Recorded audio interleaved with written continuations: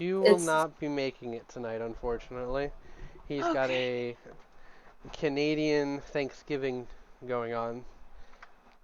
Oh yeah, That is such an awkward. say it. That's what he said. That's how he described it, and I didn't do any research into it, so I'm ignorant to any more knowledge of that. Canadians do have Thanksgiving around this time. Well, then there you go. This is like too dark, and then it's just too bright. And like, the light's just not working with me today.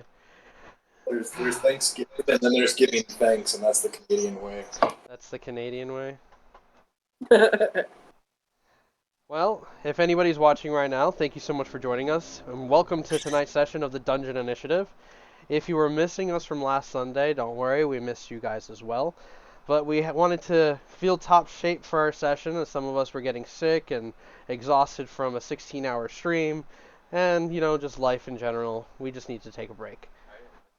I do hope that you guys are fully recovered and ready for tonight's session. There's a lot of things to touch on tonight, and because you're all decidedly, derailing everything, we're going to be doing some, jump cuts here. I am not derailing anything. You derailed all of it the moment you started the game. Right? As soon as you said, "Hi, I'm Yuri."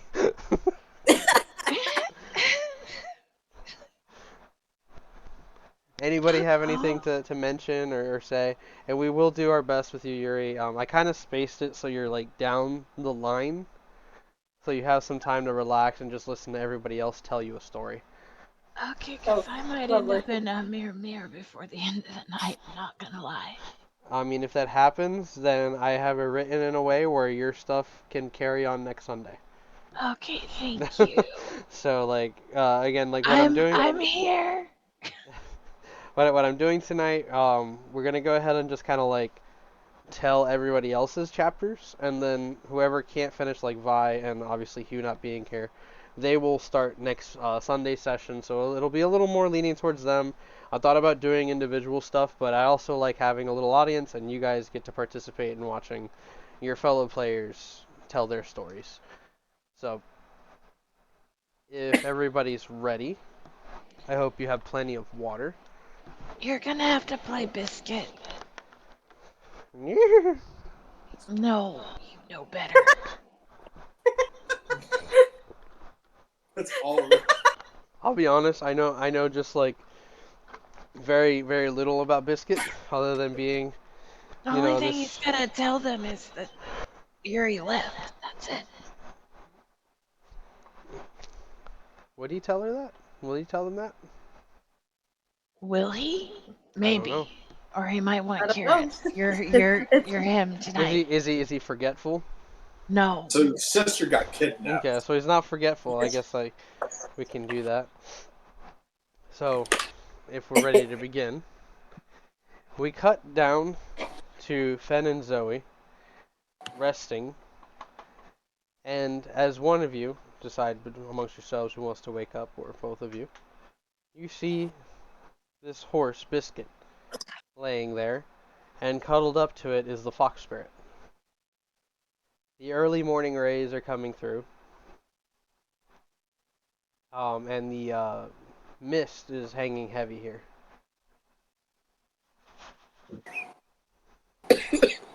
I didn't know.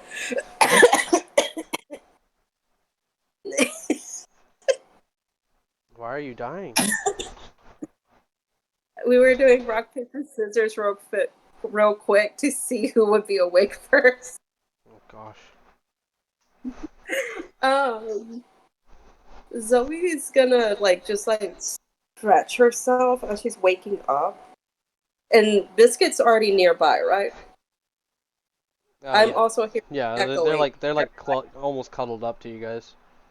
There's no minor echo. Minor echo. I was hearing myself repeat, and I have no idea from where. I mean, as long as nobody's watching the stream with the mic next to it, that's the only other way I can think of that happening. Okay. So, She's gonna look at Biscuit a bit surprised to see him there. And she's gonna look around for Yuri first. Why would he be here? yeah, he's asleep right now. Your fox spirit curled up, Ares.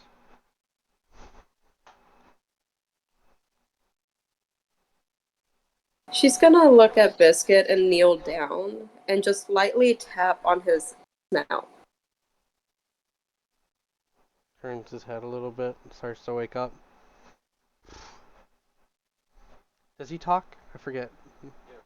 He does, right? Yes, he does. Yes, he He, does. he was almost like sidelined so many times. I was just like, oh yeah, Biscuit's here. It's like the wolves also. I had to do a head check earlier while I was updating my notes. I'm like, the wolves are with you, and so is Queenie. Perfect. Okay. Um, yeah, like just good morning. I Oh. don't- Window liquor, is that you? Oh, he's just gonna look at him. Why are you here and where's Yuri? Yuri went away. I just came to find you guys. What do you mean she went away? Did you hear that? What was that? Sorry about that, guys. Is that a Mothman behind you? Right there. Yeah, that. That's the spooky man. Spooky man. Oh, okay.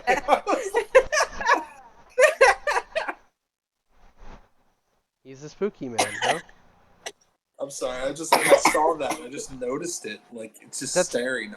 You know, it's always been there. Wait, what? What? It's always been it's there. always been there. I'm.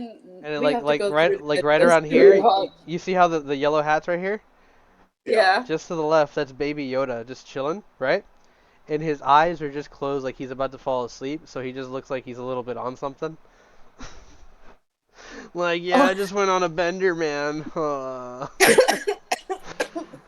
But yeah, no, that's it's a ghost hanger, but we call him the spooky man. The spooky man. Okay. Yeah, it's a whole seminar TED talk that I have to give you to explain him. Lord. But yeah, Jeez. yeah, Yuri went Yuri went away. I could smell someone familiar. Why she wouldn't leave me though? She looks to Fenrir and just like nudges him awake. The What? fox spirit Ares stretches on the ground, his little toe beans just moving up and down. Oh my god, that's adorable.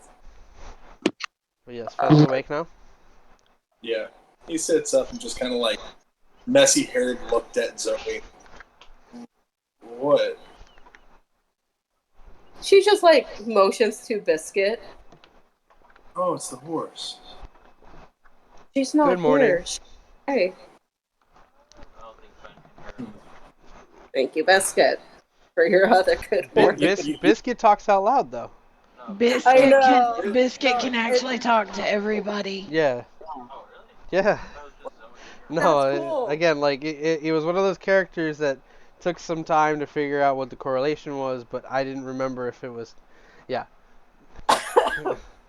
So Biscuit's a talking horse. Yes. Biscuit, yeah.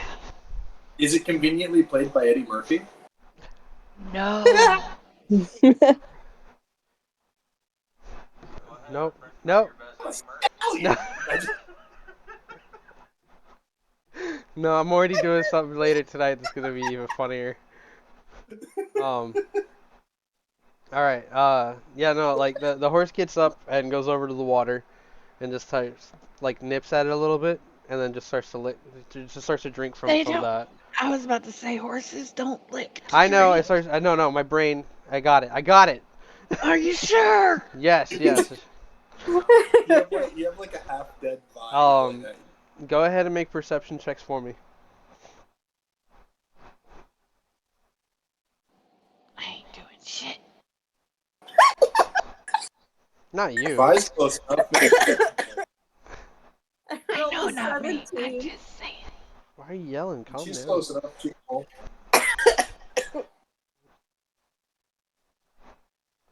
Oh, goodness. 23. Really? Why is it that you always roll like 5 above me every single time? Or even 8? Because he's faster than you. Wow! That's right. I said it. Sometimes fast is not a good thing. Okay, so you got a 17, you got a 23, You both like are kind of like waking up, maybe stretching, getting some rations out to eat. The fox spirit just kind of like goes over to the edge of the water and then like runs back in the direction where you guys came from the day before, kind of just to follow back on a trail heading east. And it just kind of like stands there and like waits for you guys and plays around in the dirt a little bit. But you notice that off towards the north, kind of like going up going up the river here, you notice that there's like something in the water, kind of like moving and shifting, and it kind of goes back under. It almost looks like a long, slimy vine. Disturbing. You want to go touch it? It's around 50 feet away. You can move all the way over there if you want to. You want to touch it? I'm fine over here. Really? I can't see it fully. I don't know how big it is. Which is why you should step in there and touch it. And possibly get eaten. Now, what's gonna eat? Biscuit goes over to Fenrir and starts nudging you. See, even Biscuit says for you to do it. Fine. I'm gonna go towards the random No. miscellaneous. Biscuit, like looks at you right in the eyes and says, "Do you have any food?"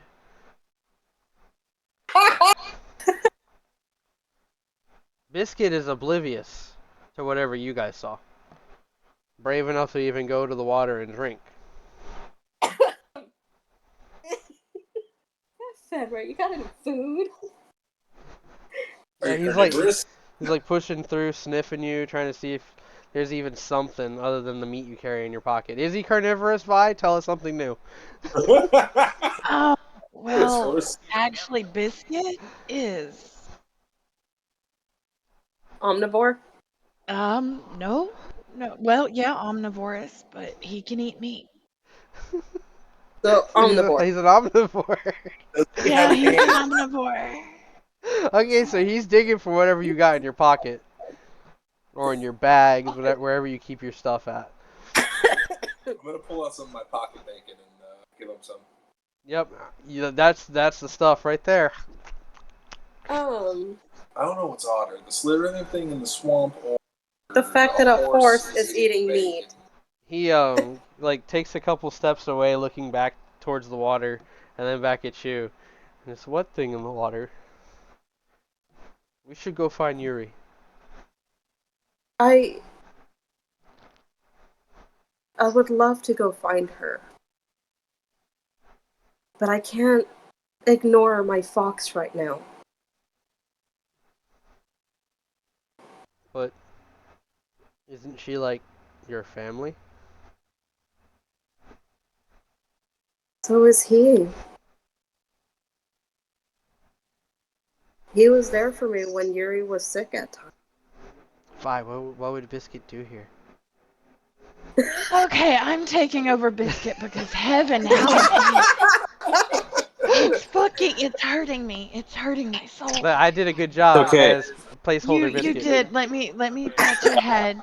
So Biscuit, just to confuse Finn some more, Biscuit would like exhale a big huff of breath and steam and smoke would kind of come out of his nostrils, but then he'd look back at Zoe and he would be like, okay, but the little thing needs to hurry.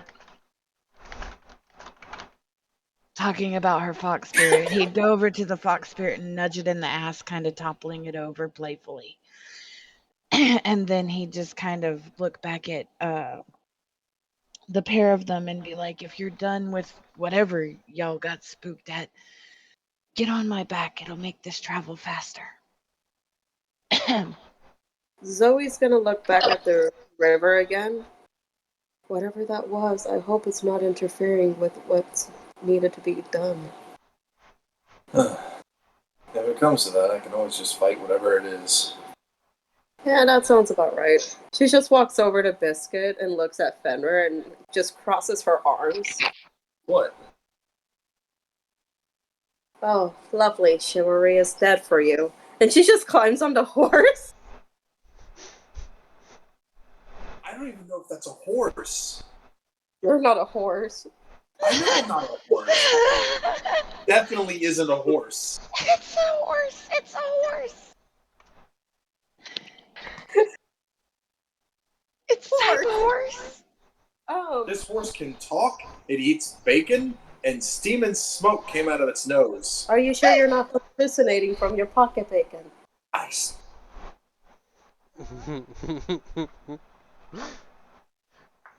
Get on the horse or walk. I'm faster than the horse. That's fine. Go. You're not faster than me, sir. Oh, great. Please don't start a race. you see Eris like start to like spin and then stop in place, staring at you guys. Race? Oh, God. She's Biscuit leans his head down and nudges the fox again. Let's give it all we've got. Oh, my God. All right. So just to kind of play this out,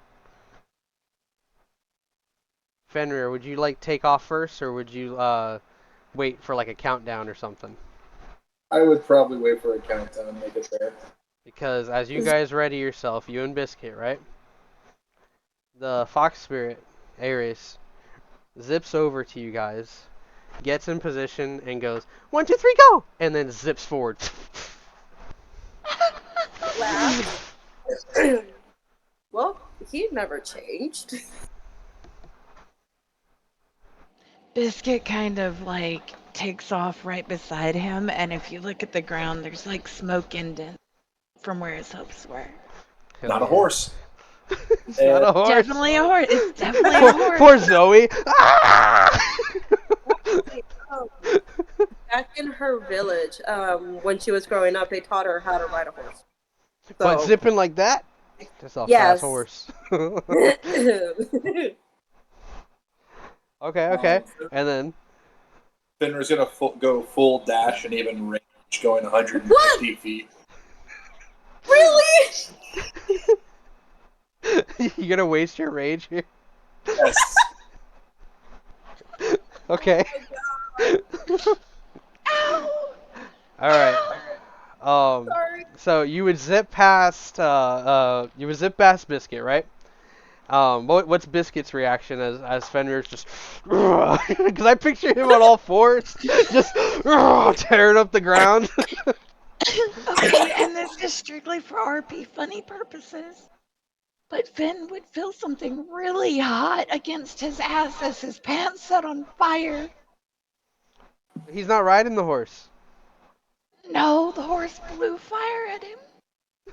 I'm also fire resistant. Oh my God.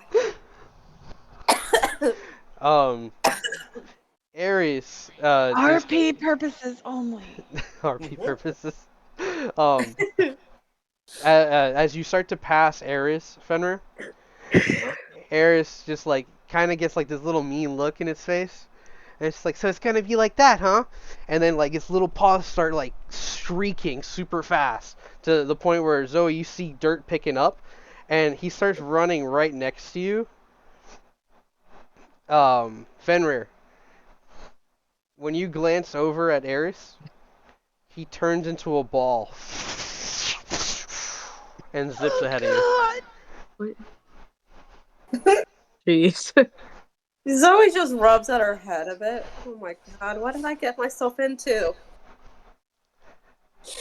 And you guys follow after the fox spirit. Well, that's one way to get them where they're going. That's definitely getting them where they need to get going. It was Update a note funny. here. It's It was definitely so funny. It's definitely funny.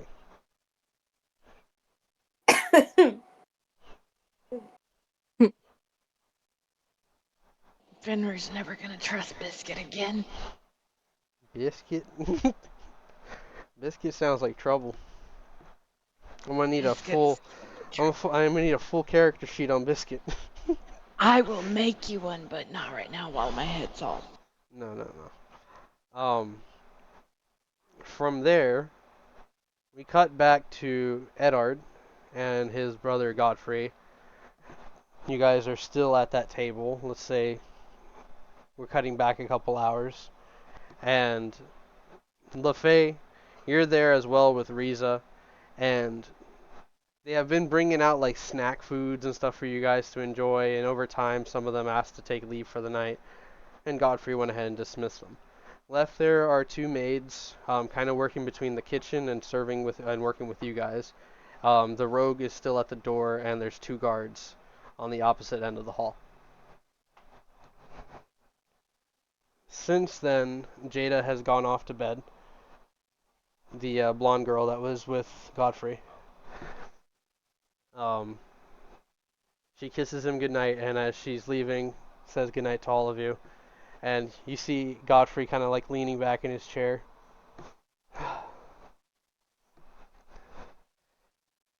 So, you guys gonna stay long?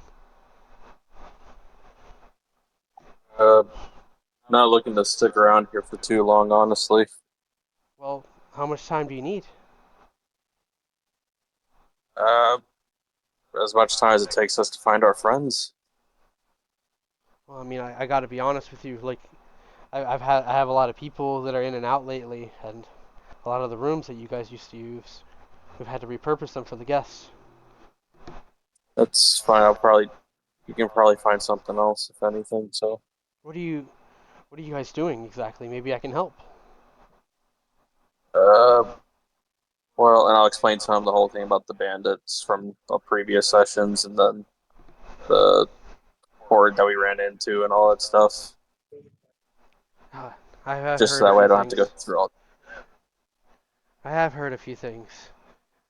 Some of my best men are telling me that they're looking into it, but they can't seem to catch them. Everywhere they go, they just appear and then they're gone. Even the perimeter has been breached a few times in the Gurkha forest. In the what? The forest that surrounds the city. Like that ring that they created.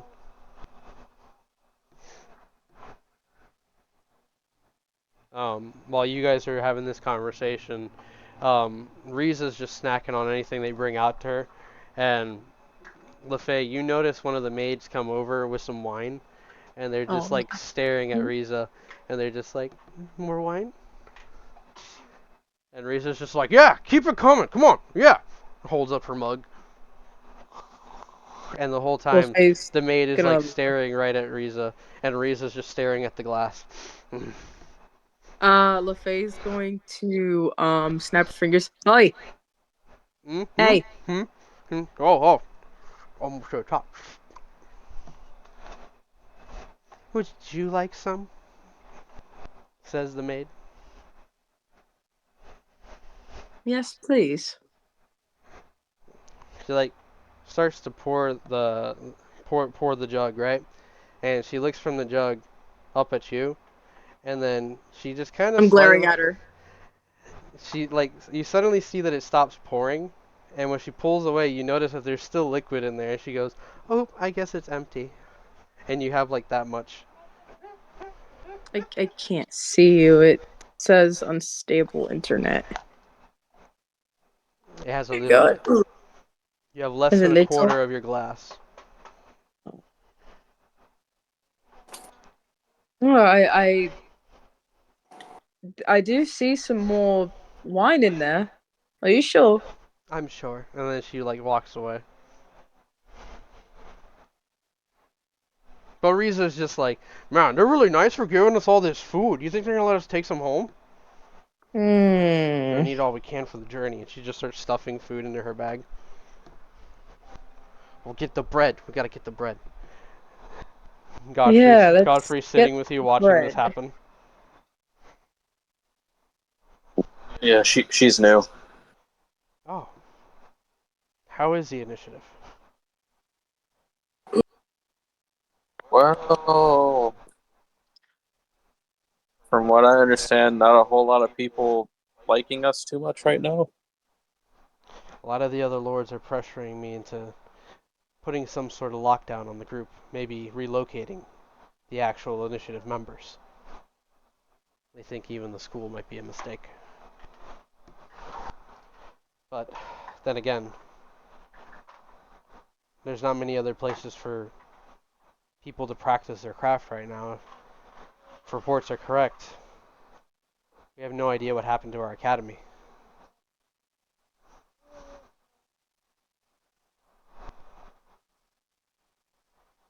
So until then, I think you guys are doing good stuff, but I don't know, Edward. This job's a lot harder than I thought it would be. But I don't have to run against Rose Gold anymore. Basically, came and told me he wants to work with me.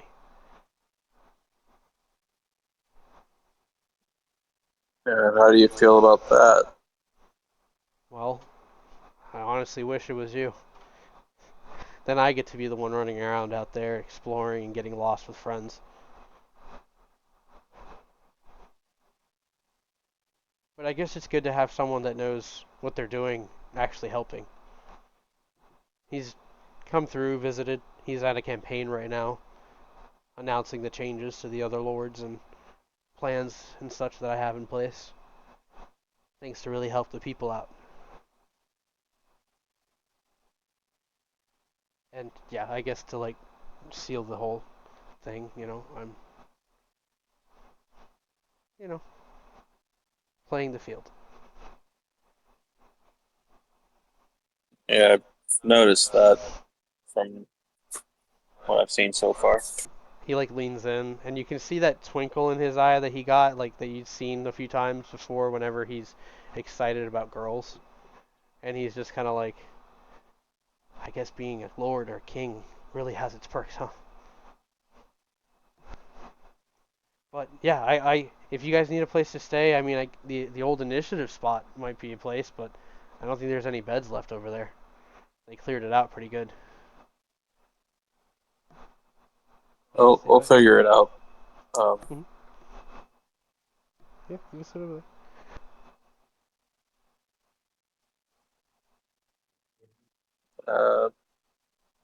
Are you sure about Rose Gold? Why wouldn't I be sure? I would just suggest being careful around him. I mean, I guess every politician, you should keep your eye on them. But he's helped me do a lot of good in the last year, and he's kind of the only person I have right now when it comes to this stuff. You've met him, right? A couple times now. What do you think?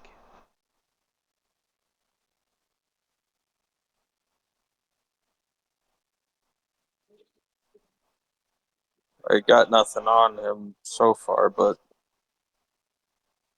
honestly, I can't really say I trust anyone like him.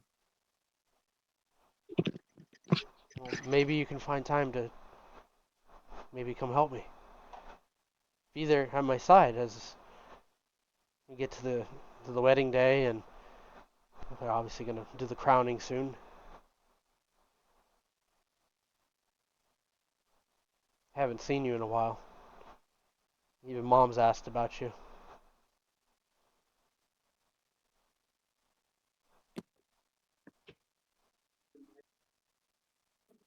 Eric's just kind of sitting there quiet for a moment. I'll come around a little bit more often. It's just a lot going on right now.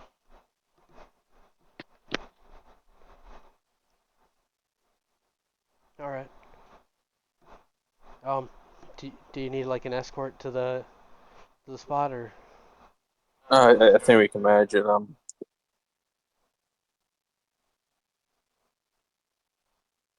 But we'll talk more in the morning, all right? Okay. And are you heading out of the hall right now, or Is that one dude still in there? the roguish-looking guy? Yeah. They're standing off towards the furthest wall, like behind the king's throne. They're not doing anything. They're just surveying the room.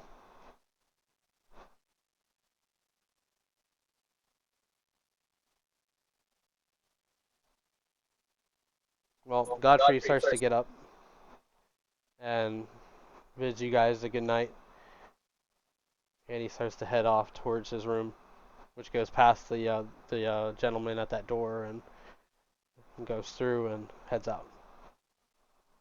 Riza, clearing off her plate, looks at all of you. Now we're going to escape before they find us. Find out what I did. What? She's too cute. I love her. Did you steal something? Maybe a fork or two. Lefay's gonna look at her. You did what? I was just scooping it in there, I could have just done it by accident. But what do you guys do from here?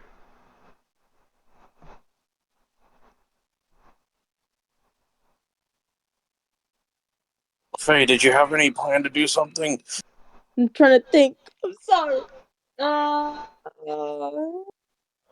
No. get up from the table and kind of just go out of the castle. Okay. So you head out, castle grounds. Are you headed towards the initiative base on the northern end? No, he's mostly just gonna go into town. Okay. Anywhere in particular? Not at the moment.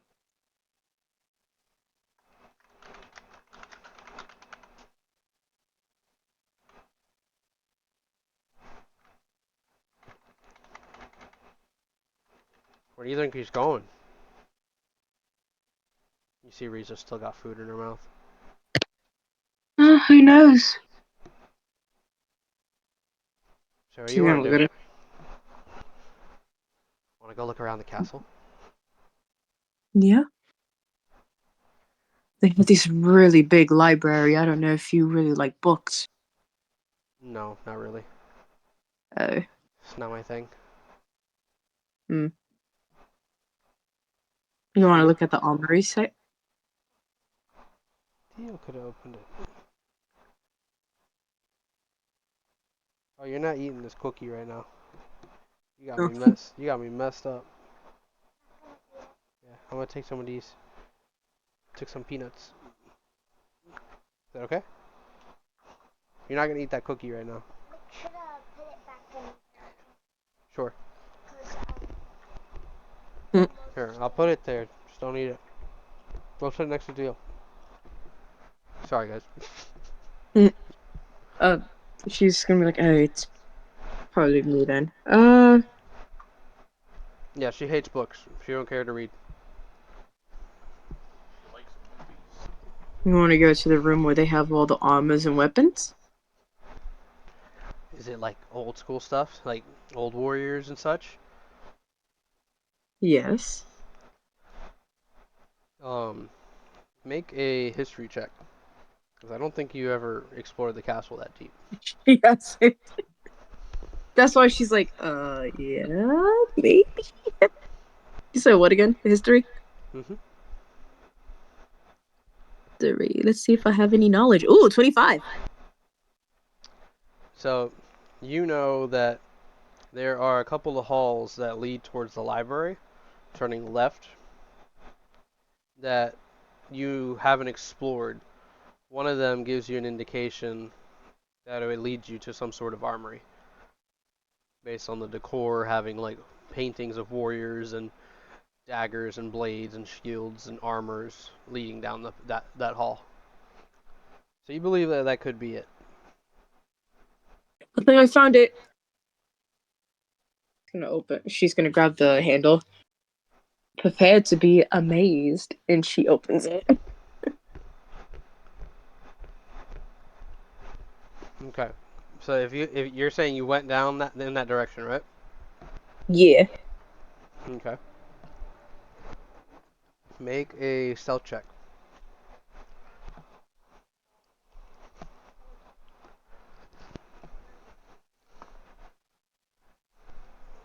33. And miraculously, she passed with a 23. So, the two of you sneaking around the castle like a couple of mischievous people, get past a couple of guards who aren't paying that much attention or maybe staring off straight a little too well, and eventually you come down into that hallway.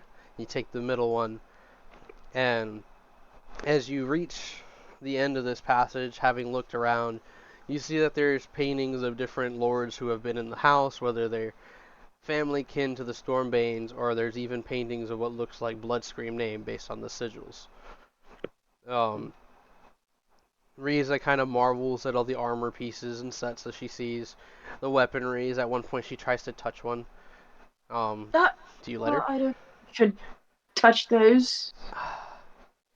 I know I've been wanting to touch these for a while, so Eventually, you guys lead into this like archway, and there's this large circular room. At the center, there's a bunch of spears on racks, kind of like all piled into this circular formation. On certain walls, you see there's armor sets and encasings. Looks like they're meant for different types of leadership roles. Um, on the left side of the room, you see that there is a large door that looks like it has a large keyhole that goes to it. And then on the opposite end, you see that there's another door.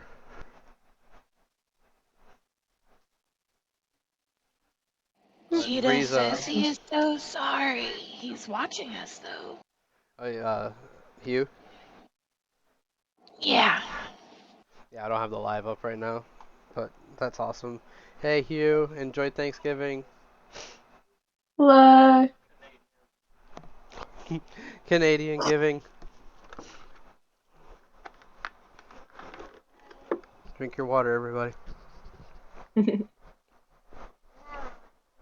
No. Glug, glug, glug, glug, glug. Oh, He's good. gonna go up to the doors. What do you think is behind you? Which door do you go up to? The one with the keyhole, the big keyhole. She's like kind of looking at it, looking around the room, and she's like, "Well, if all this is all the armor and weapons and stuff for the king and his men, what if? What if in here is where they keep all the treasures that they've won, right? Yeah, Right?" And she's like yeah. looking at the keyhole like, "Oh my God, I knew I should have pickpocketed him while he was sitting next to us. You wanted to pickpocket him, Of course I wanted to pickpocket him. It's the king." Well, I guess he's not really a king from what I but overheard. he's Ed's brother.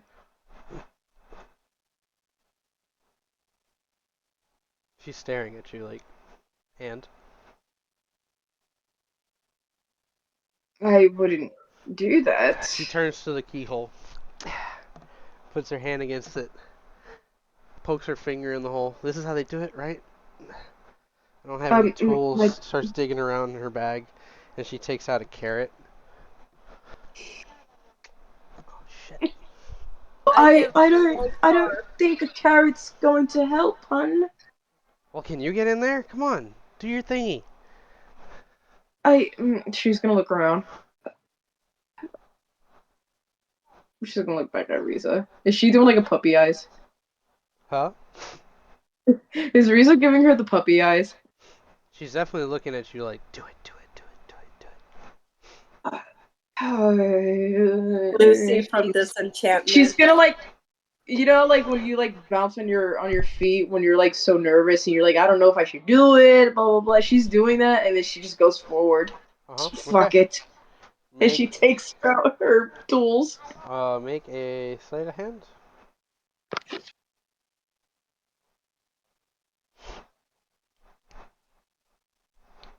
19. A 19 is not gonna do.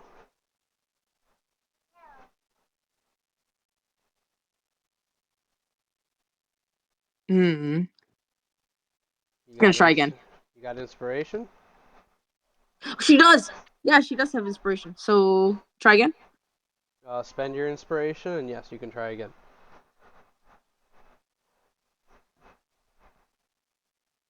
How do I spend inspiration? Do I just press inspiration?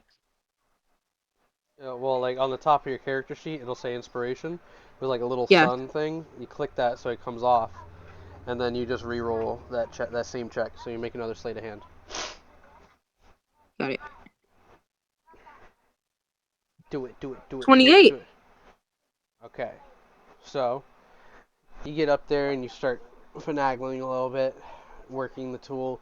You feel like it's very intricate. You're having to twist and turn between different dials. You can feel the clicks and the slight movements as maybe you pinch a little too far, and then you kind of push, twist, and crank, and then you hear that sweet spot go off. And you turn the knob on the door, and as the door comes forward and you guys look inside, you see that there's this dark passage, vacant and empty, leading all the way to the end of what looks like a circular room with a pad at the center. Hmm.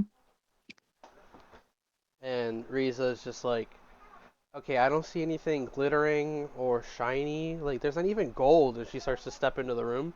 And then she starts to slide forward. Yo, hey! And she starts to, like, step forward towards you. And you see the floor is kind of shifting forward like that. She's gonna step forward and try to grab her. So, you step forward, and when you stand on it, you realize that what looks like stone under your feet actually feels bouncy and rubbery.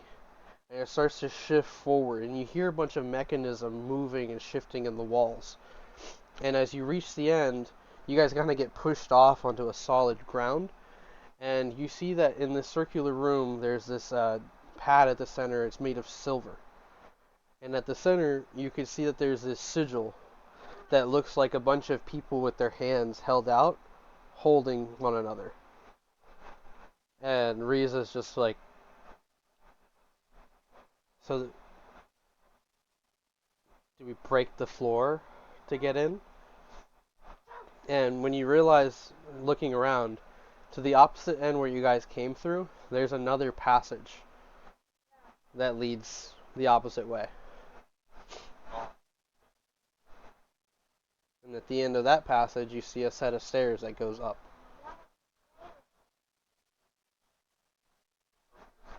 Hmm. Do you think we should go up, or should we check out that door? I think we should figure out what's in this room first. Go ahead and roll investigation.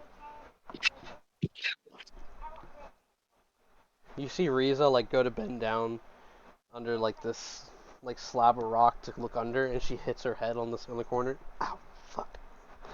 I'm Are fine. you I'm okay? fine. I'm fine. I'm fine. She like continues to look around. She got a 1 on her investigation. I got a 13. um, yeah, with a 13, you guys are looking around. You can't seem to find anything. Hmm.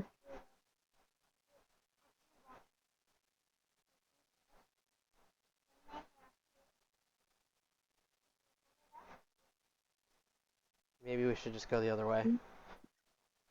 Yeah, thank you. I think you're right. We'll find some sort of like manual or something for it, right? Obviously. Yeah. And B one. There has to be one somewhere. you guys head over to the opposite set of stairs, and you see it goes up to a set of double doors. Riza goes up to it. She's like, "All right, you ready? This is probably where they keep the giant monster." And she readies her axe. I don't think you should be doing that. Should I lockpick it? She like gives it a push, and it starts to push forward. Oh. She peeks I out. missed it. Faye and Riza. She like peeks out, and you hear her go, "Holy shit!" What? Looks back at you. She's gonna go underneath, kind of like poke her head underneath your head and look around. When you look in, you see that it's a very large treasure room. Holy. And from there,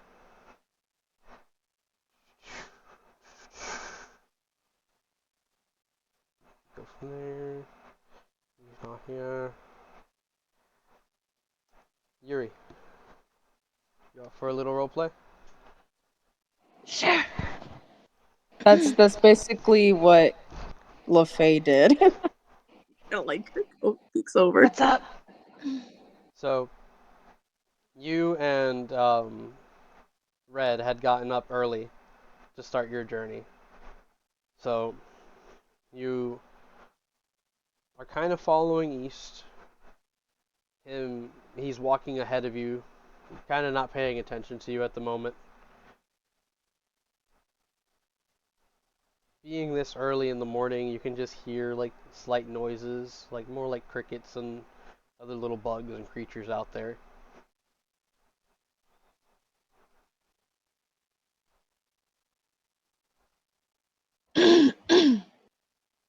So is that somewhere you're supposed to turn me in at? Well, we'll start with visiting the Lord of the North. Figure out what he has to say about all this. That one's who again? Right She now, can he's the be. one in charge. Oh, right, the big head. Mm. You give them all nicknames. Big Head, the Sick One. Did you ever have any respect for them? No. Understandable. How do you suggest we get out from under their heavy foot? I know your situation, Red, but there's always a way out. I've searched for it. I feel like my sister may have a group of friends that could help with it. And you think they're all on the same path as we are? At the current moment? At the current moment, they could be dead. I would know if my sister was dead. Are you sure? But yes, I'm very sure. We wouldn't be having this conversation right now. I wouldn't have anything to do with it. No, I don't believe that you would. It would just be a feeling. You really don't understand, I don't think, Red. Is it a twin thing? It's a definite twin thing. I guess I truly don't understand it. Plus, I'm pretty sure that the bloody horse is with them by this point. Bloody horse. The old one that used to pull along with you all the time. Yeah. Don't let him hear you say that he's old. I wouldn't care of his opinion anyways. Why should he care of Yes. mine? Well, the last time you gave him an opinion, he bit you. And I bit him back, remember? I know you bit him back. We've still got to talk about you putting things in your mouth, Red. Well, you know, I have a habit. If it Oh, looks yeah. delicious, I want it. Oh, no. Make a We. perception check. Okay. That was such a wrong line.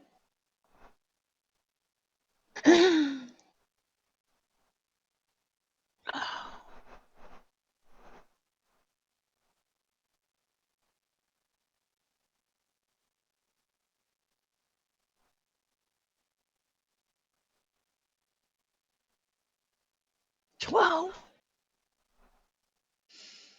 I think. Yeah, 12. You two go on through the forest undisturbed.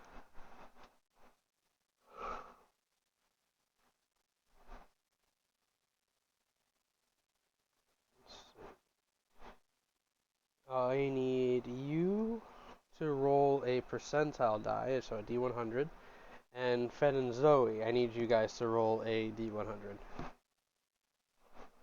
Or actually, between Fed and Zoe, one of you pick to roll. Doesn't matter which, I guess. So, like, one of you roll.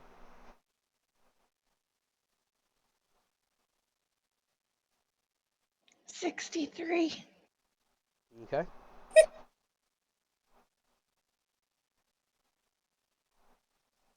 88. All right.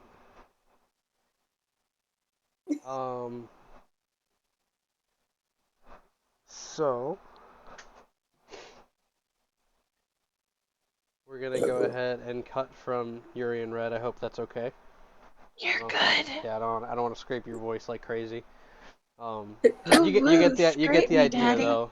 They're no stop. So you get the idea. They're together, moving off east together. Yeah. And that 12 did not help. But Fen and Zoe, the race has ended maybe a little while ago.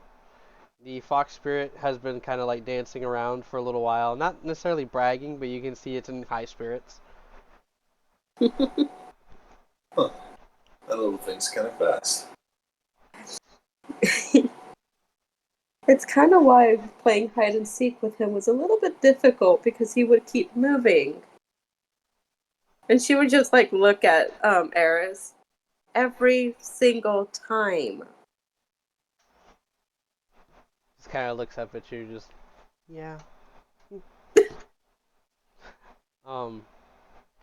But looking over at you, Fen, Eris says, "And I can do much more things too over time. I'll get faster, brighter, and stronger. But we have to restore the flame. It's the only way." Restore what flame by any chance? A little while ago, I was just part of Zoe. Like, I was there for her adventures and everything she went through. Huh. But then one day I realized that I was, well, the way I am. And I saw a fire that burned forever. But it wasn't the fire that got my attention the most.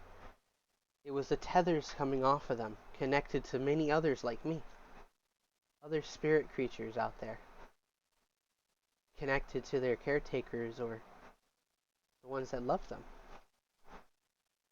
Some of them don't ever know about this connection. But those who discover it, they might be lost.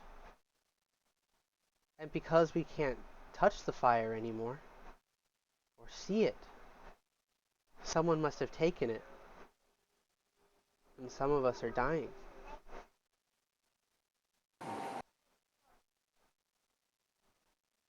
You're not dying, are you? Like they kind of like turn their head a little bit. I'm still here, but I'm sure you notice sometimes. Well, I'm a little green.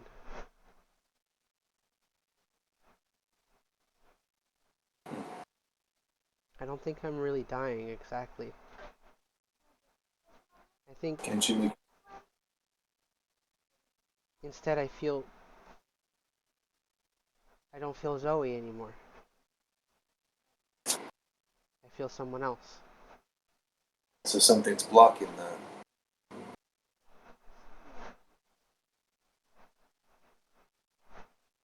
Yeah.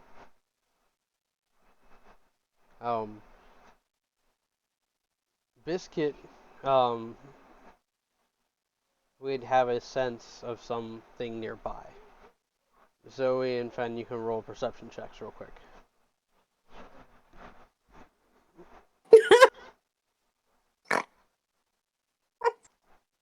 That's where I lose my numbers. I rolled a 7.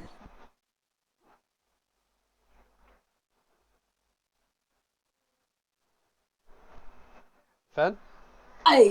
25. Solid. You see Biscuit stop and kind of look around, and you focus your eyes in the direction that they're staring in, and not too far off, you can kind of see a couple of guys like moving single file behind one another, looking around, and you notice that their lead is Sam, and they haven't spotted you guys just yet. Biscuit doing the booty dance. He looks over to Zoe. I think I see Sam. She's gonna look around. Where?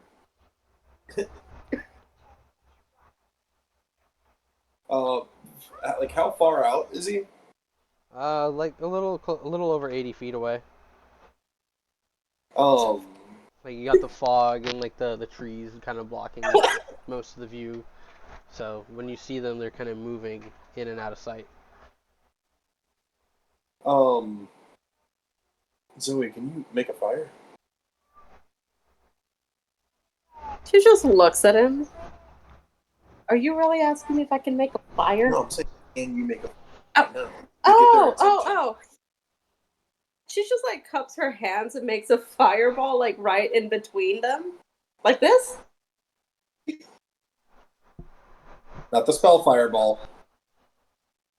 Small ball of fire. It is a small ball of fire.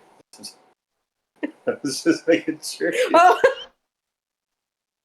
Um, Are they friends of Fenrir's yours? yeah, that's Sam. Fenrir's gonna call out to Sam. They like you get their attention and immediately like recognize you and start to kind of move off in your direction. And as they get closer, you notice that some of these guys have like bruises and scars, and some of their armor pieces are broken and cut, and there's like slime oozing off some of them. And as they get closer, you notice that Sam has this like gash on his armor, as if something had like stabbed and slashed down across it. And he's like, "Oh, thank God we found you guys. Oh, oh, it's been crazy last night. Did you guys see it? Did you guys see it?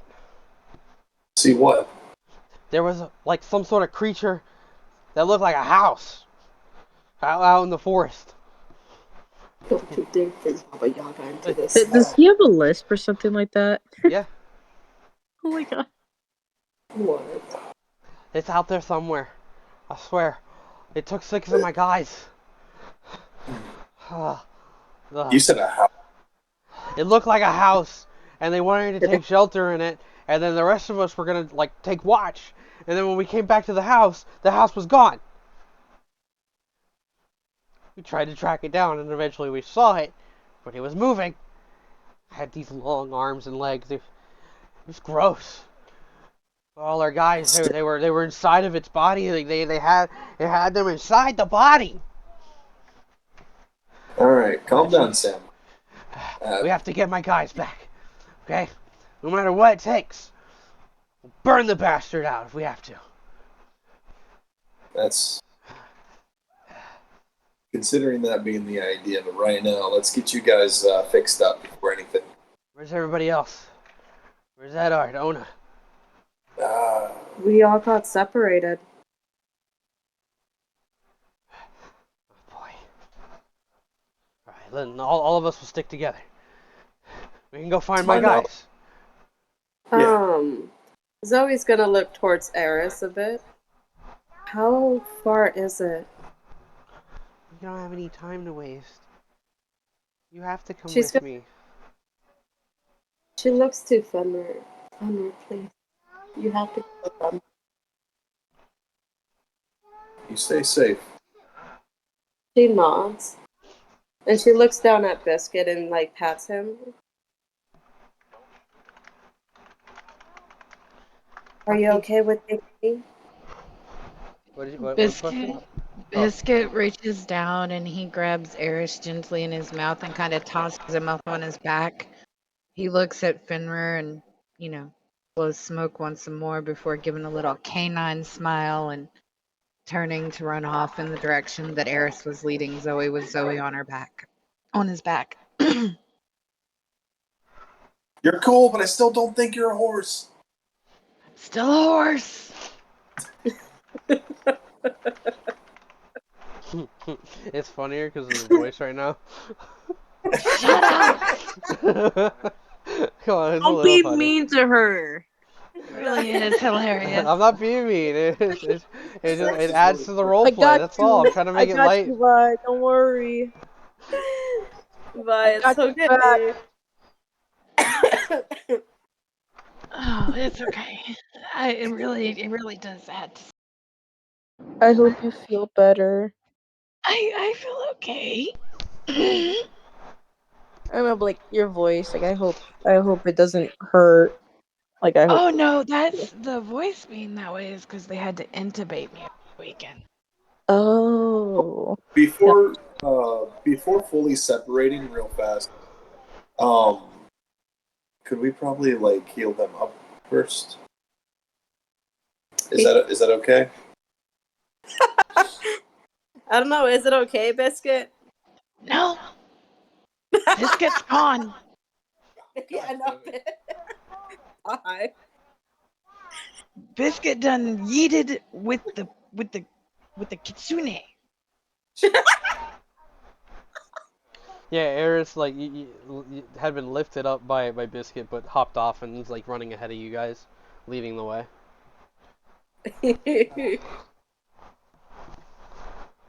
Fenrir's gonna look at Sam and them.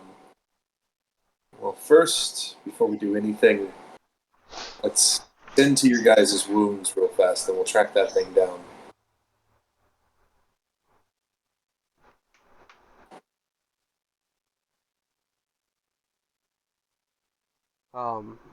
Sam looks around at his men. He's just like, "Yeah, you're probably right.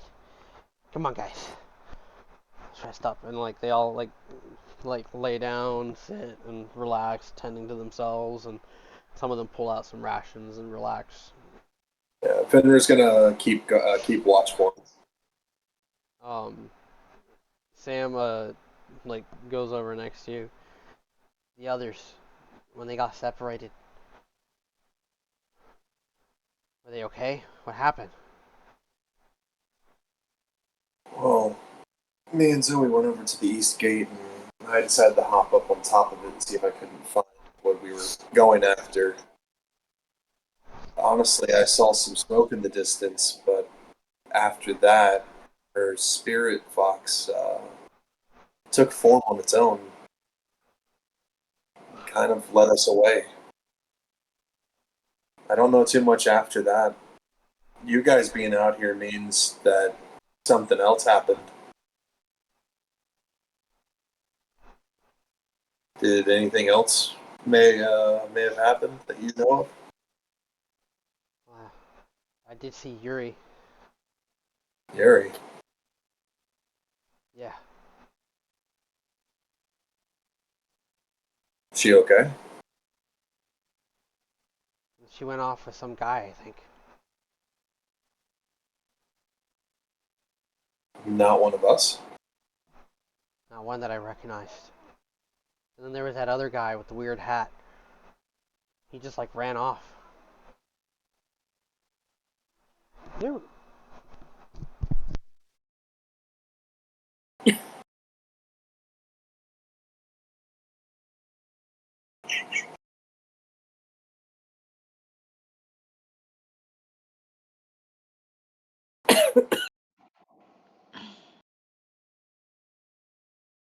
So much for Sam remembering to give them the message of where to meet her.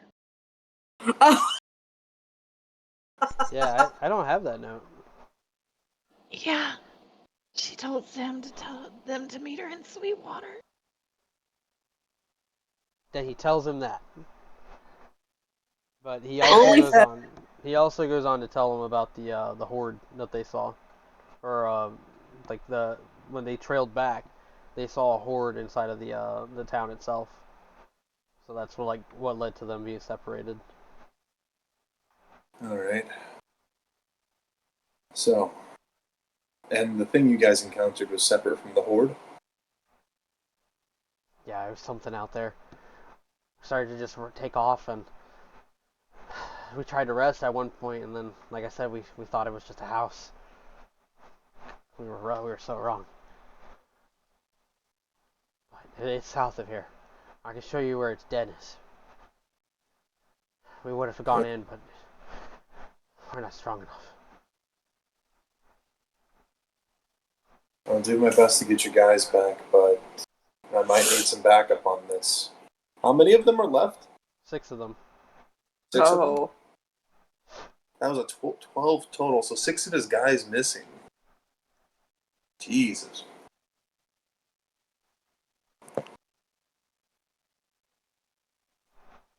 Like I said, I'll do the best I can. But first, like I said, also, let's get you guys some rest. Fix up your armor.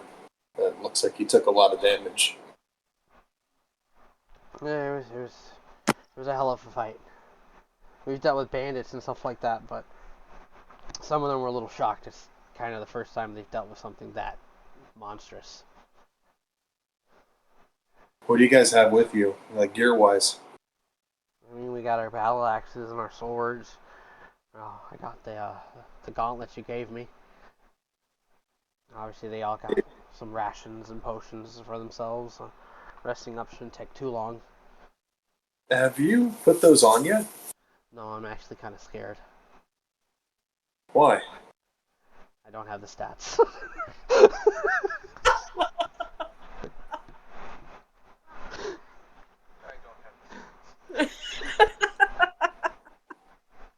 When you're trying to role play it out, but they run out of answers. You are not prepared.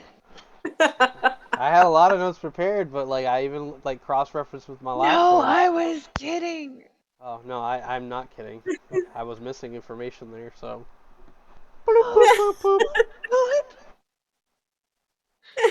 Just wing it. He put it on. He turned butt ass naked. It did not help at all. Cool. Directly to your DM. Oh wow. All right. So you're gonna rest up with the gang, Sam and the Night Knockers, right? Yeah. Zoe, Biscuit, and Ares have taken off, going east. We're gonna go ahead and go back to Edard. Did you take the wolves with you when you left into town, or did you leave them back at the hall? I think they would probably still be in the hall. I don't know. Okay, that's funny. um, I imagine, like, after they found them there and everything, like they're probably just like, oh yeah, we'll take your animals somewhere so they can eat. nope, I don't know. no one's gone to move them yet, and the Oh, guards. so they're all just hanging out in The the guards were hall. probably looking at them at one point, and eventually moved out of that spot and went to go stand somewhere else. Yeah, so there's 3 dire wolves and a griffin inside Chilling the in hall. the. Yep, exactly. Owen was probably in there with them. They're just watching everybody walk past, and they're just like watching them. No, Literally, no, no. So they're at this point in time, like it's kind of like behind you guys a little bit more because it's almost middle of the night at this whenever we cut to Edard and LaFay. Like Yuri and Red, their journey's like taking place while you and Fenrir are sleeping, and then when we cut to you guys, it's the morning. So I'm trying to regulate that time and keep you all separated in the meantime. It's fun. My brain is flexing. It's so good. Fenrir just sprints east. No, just full sprints. Sam's just standing there like, okay, well, fuck me, right?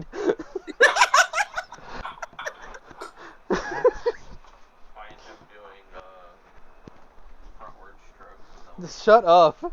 The forward crawl. Oh, you didn't put it in the freezer, you monster.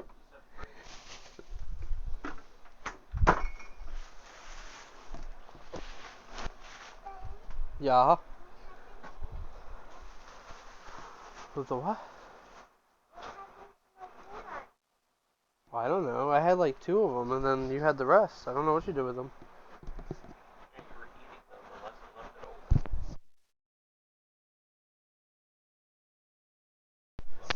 All right. Edward, what are you doing in the city at this time of night? Would have gone walking around the town and everything, just kind of taking in like what's going on. Like, is there anything like being talked about around town at all? Right now, it's dead night, so like there's not a whole lot of people out. You can. Yeah, but I imagine there's drunkards and stuff, or probably some people that just are night owls, basically. I mean, if you went towards the bar where you guys had partied that one time, and they karaoke, like that open roof bar. Oh, Jesus Christ, I forgot all about that. Yeah, like if you go near there, there's like maybe a small gathering. They're playing like some local music. Kind of got a chill vibe that night. There's some people like passed out drunk. If you were like looking around the city closest to where the castle grounds Because I are. think like the last time I was here, it was lots of propaganda type stuff, if I'm Hmm. not mistaken. It was the Rose Gold versus Godfrey campaign or Yeah, Stormbane. that's what it was. But the earlier parts where you are closest to the city and its gates, you do see that there's people like sleeping on the road with signs and stuff like that. Some of them look like they've been there for a while. Some people are kind of walking around, like, looking at the gates. Some of the guards watching them, making sure they're not causing a ruckus. Posters and signs show that like there's like tears where the rose gold signs used to be, and new ones have gone up of Godfrey alone. And it's like got him designed with the crown on his head, and it looks like it is leaning in his direction, and there is some support there, but you don't know exactly what the protesters are. So if you want to investigate them, you can go see like what their signs might say and stuff like that. I guess as I'm walking by, I'll kind of just take a look.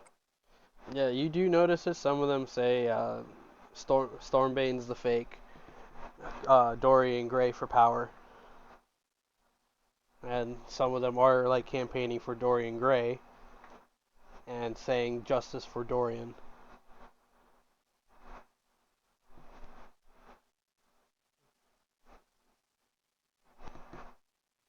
Um, I don't think Edar would really know anything about the city though, since he doesn't like it here. Is there anything similar to like a soldier's pub kind of thing, Soldier's Pub, like a military bar? like south of the castle, kind of like towards the middle of the city. You'd have to go down. It's like just before where the garden is, with that large park that Venus Okay, used to yeah, go to. yeah, I remember that. Hmm. Yeah. Yeah, he'll kind of head over there. Okay. Go ahead and make a perception check as you pass through the pass by the grounds and the bars and the people standing outside. Yeah, and there are some soldiers kind of out there, and they notice you as you pass. Those that don't carry on in private conversations. 19 total. So with a 19, you do hear like there's people talking about their personal lives, their upcoming shifts, how they don't want to go to work the next day, the typical. But one conversation in particular talks about a rumor. This soldier with no hair, the other one has like this bandana like tied across his head, and he's just sitting there listening with a big bottle in his hand, as the guy goes on to explain like there's even rumors going around that the Stormbane's gonna make Rose Gold the hand of the king. Just this all intermingling, everything going on with the Dorian thing. There's rumors that he might even be alive and being sheltered somewhere. The lies do get thicker. We keep fighting for these fuckers.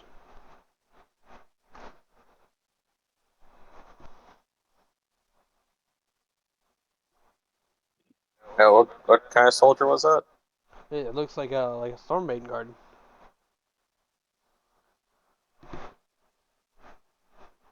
Um, he'll kind of make his way up toward the bar and try to get a drink if possible. The bartender does look you over. You can notice his glances towards the soldiers, and he just shrugs his shoulders and just pours a glass and sets it in front of you and says, "No more than that. This is for soldiers only. You look like you can use a drink anyways."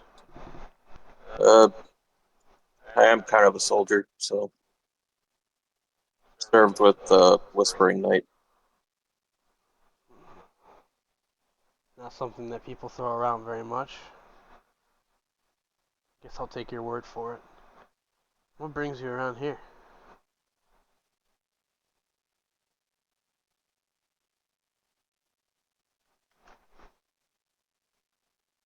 Guess trying to find something familiar, more comfortable for me at the moment.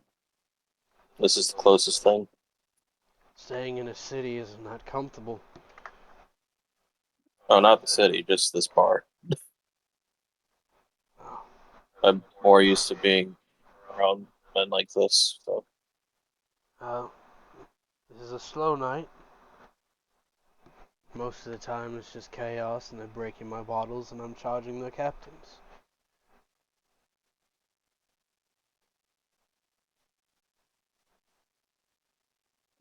anything new going on here? Besides the politics, not really. There's word and rumor that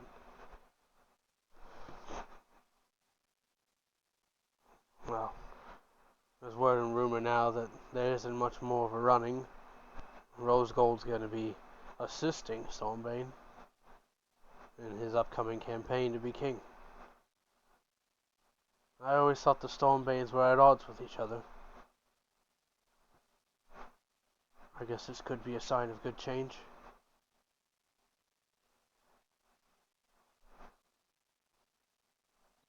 What's the usual talk on that here? People are always divided when it comes to politics. For me, as long as the money keeps moving and I can support what I need, I don't give a damn how they claw at each other's necks up there.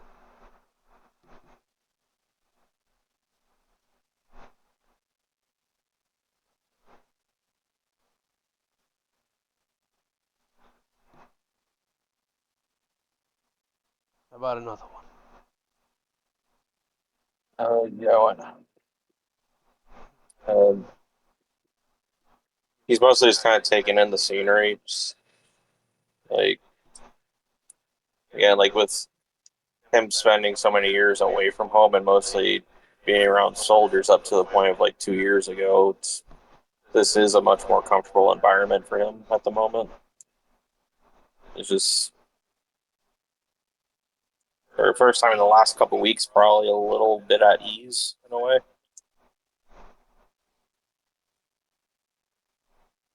Okay. Yeah, and like it's a quiet bar, like he was saying.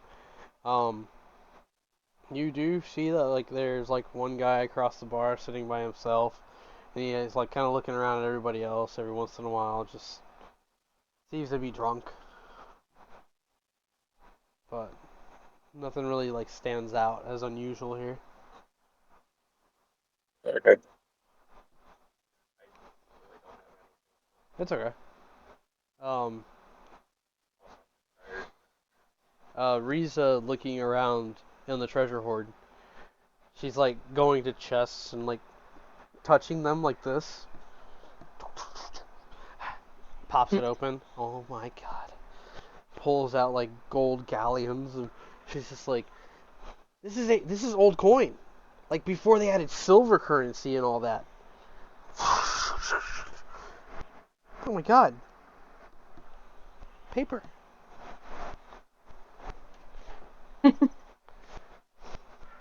Lefay's gonna look at them more. Like, she's gonna, like, go through. Make an investigation.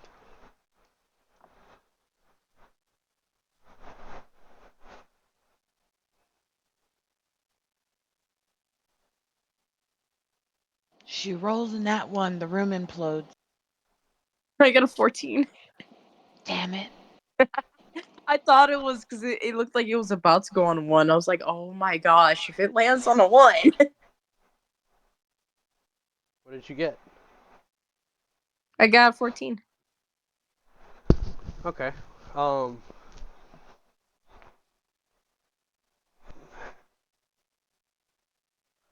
well, like with a 14, are you looking for anything specific, or are you just looking around? Just looking around, trying to see what there is. Okay. So, I mean, like, there's a lot of common treasures in here, like gems, diamonds, gold belts. There's like old weapons along the walls that look like they may have belonged to great generals or great warriors. There's bands wrapped around them signifying their rankings in the battlefield. Um, there is a door that leads to this room, not like the one that you guys came through. And that door also has a padlock on it, like similar to the one that you had to get through on the first door. Hmm. Riza's just kind of way into the treasure room, and she's just like, so if I like just take enough, just to make a living, maybe they won't notice, right? Like if I just put it in my bag, like No, this crown right here, this will probably sell for like a house. Starts to put it in her bag. Hun, I don't think we should do as much as it really looks like What? it could be. It's not like anything's watching us in here, right? She looks around. Nothing's watching us in here, is it? I look around. I mean, no, but I do not doubt She that looks you they in the eye are. like, are you sure? Well, not that you say that. She's gonna start looking around. Yeah, Bombastic side-eye. looking around with a 14, you don't really find anything out of the ordinary, just more treasure along the walls and stuff like that. Some of them are like on shelves and decoration type ornaments and stuff like that. I just feel like if we were to take something, even if it was just a piece of gold, that they would notice. She's just like dropping coins into her bag. Uh-huh. Just a little bit.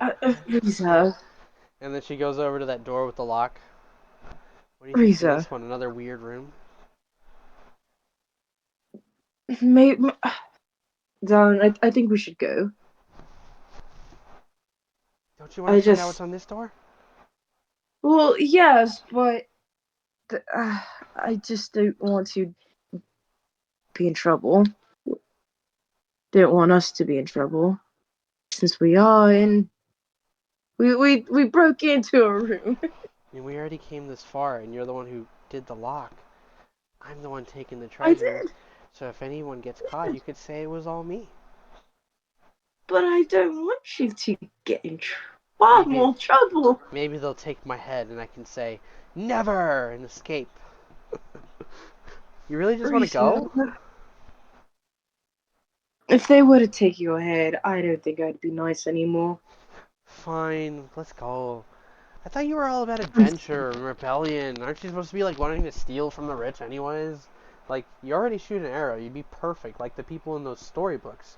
And she's going down the hallway, like, towards, like, where you guys came from. Mm. Make a dexterity check.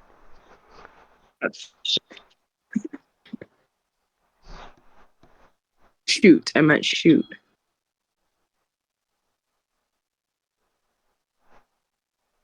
What'd you get? 18. Solid. You, like, follow after her, and you guys are talking between each other, and you pass over the pad in the center of that circular room, right? And when you look back at Riza, she's just like, but I honestly think I took enough. Like, look, you can hear it. And as she steps forward, she steps in a certain part of the ring where it starts to kind of glow blue in a circle like this. And then a line runs up from there to the sigil in the center with all the people holding hands. And then these bars come up around Riza on either side, like rails. What did I do? And then it starts to lower. LeFay! LeFay's gonna grab onto the bars. It starts to pull you down. Ugh.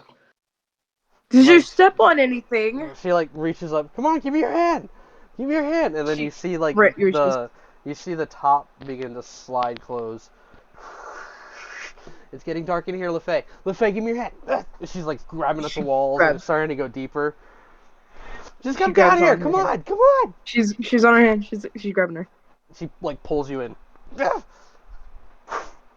And you start to slide down, and as the top of this thing closes, it gets pitch black, and all you hear is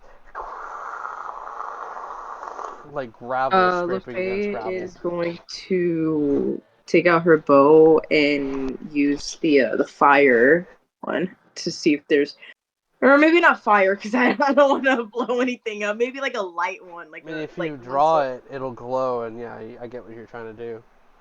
Yeah. Yeah, that would work.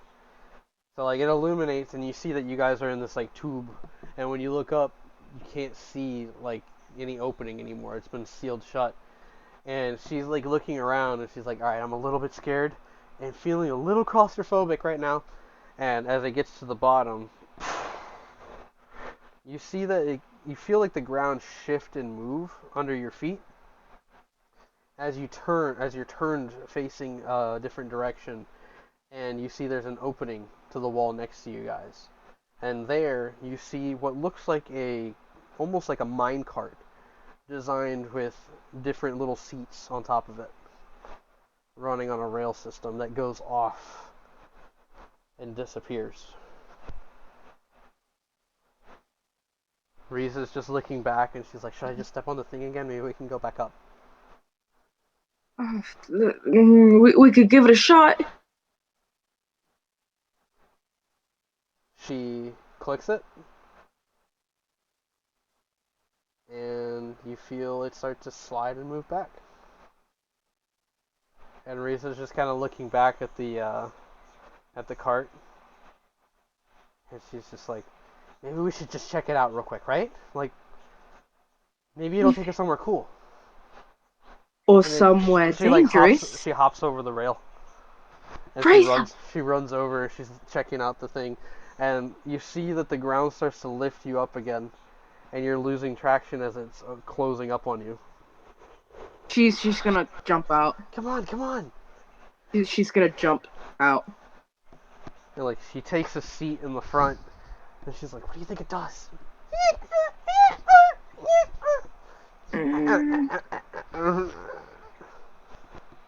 And you notice that like it does look old. It has some rust, like it hasn't been touched or used in a long time.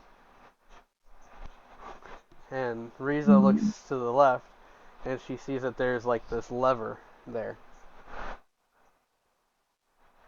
You're gonna pull it, aren't you? Of course, sit down, come on. And like she takes like these straps, and she's just like tying it together. I think we're supposed to strap in. And she like reaches over and starts to do it for you. We're gonna get in so much trouble. Oh, you have no idea. And she's like saying that, but she has her face like this. Hang on. She's like, you have no idea. Like, yeah, we shouldn't be here. She like licks her lips and then pulls the crank, and you hear it, and it starts to slide forward, and every once in a while there's like a as it slides and moves, and you realize one of the wheels is dented slightly, so it's lifting in that corner and making it hop up as it moves forward. And she's just like sits back.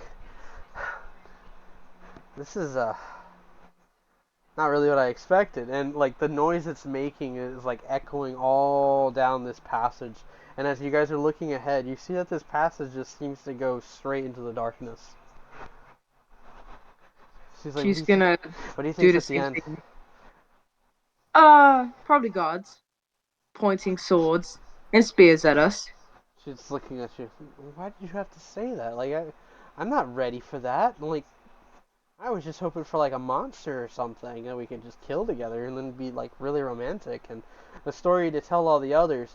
And then along the walls, you see that there's like these holes, maybe about like a foot wide each, right? Mm. And then a light starts to blink.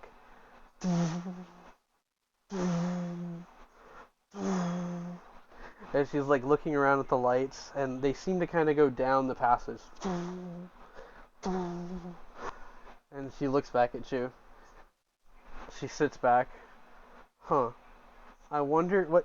And then they flash green, and suddenly the cart shoots forward. Is this a roller coaster? And you and Riza are strapped to this thing as it's building up speed. You feel the twitching and moving as it's going Faye's off this grabbing rail. onto the cart so tight. Like, Opted. she's Initiate light speed.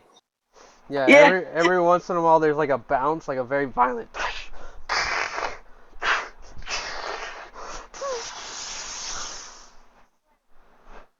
And Oh you boy. guys zip off into who knows where. Boy. Meanwhile, in another town halfway across the world in a different country.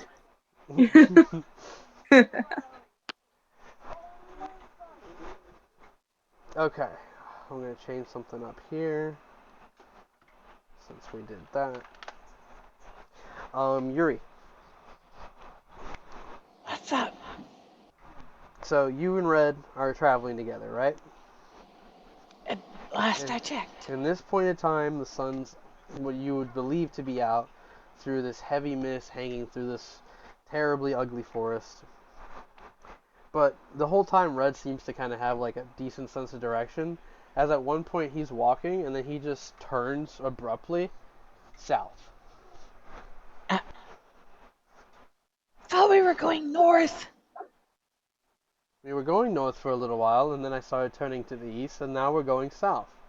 Do you have a problem with my sense of direction? I don't have a problem with your sense of direction. I have a problem with the fact that. What are you doing? Well, there's a road coming up that we can take, and we can maybe spot someone else so we can take a ride off of. And you figured that out by the stump? Call it a gut feeling. Uh-huh. I don't trust gut feelings.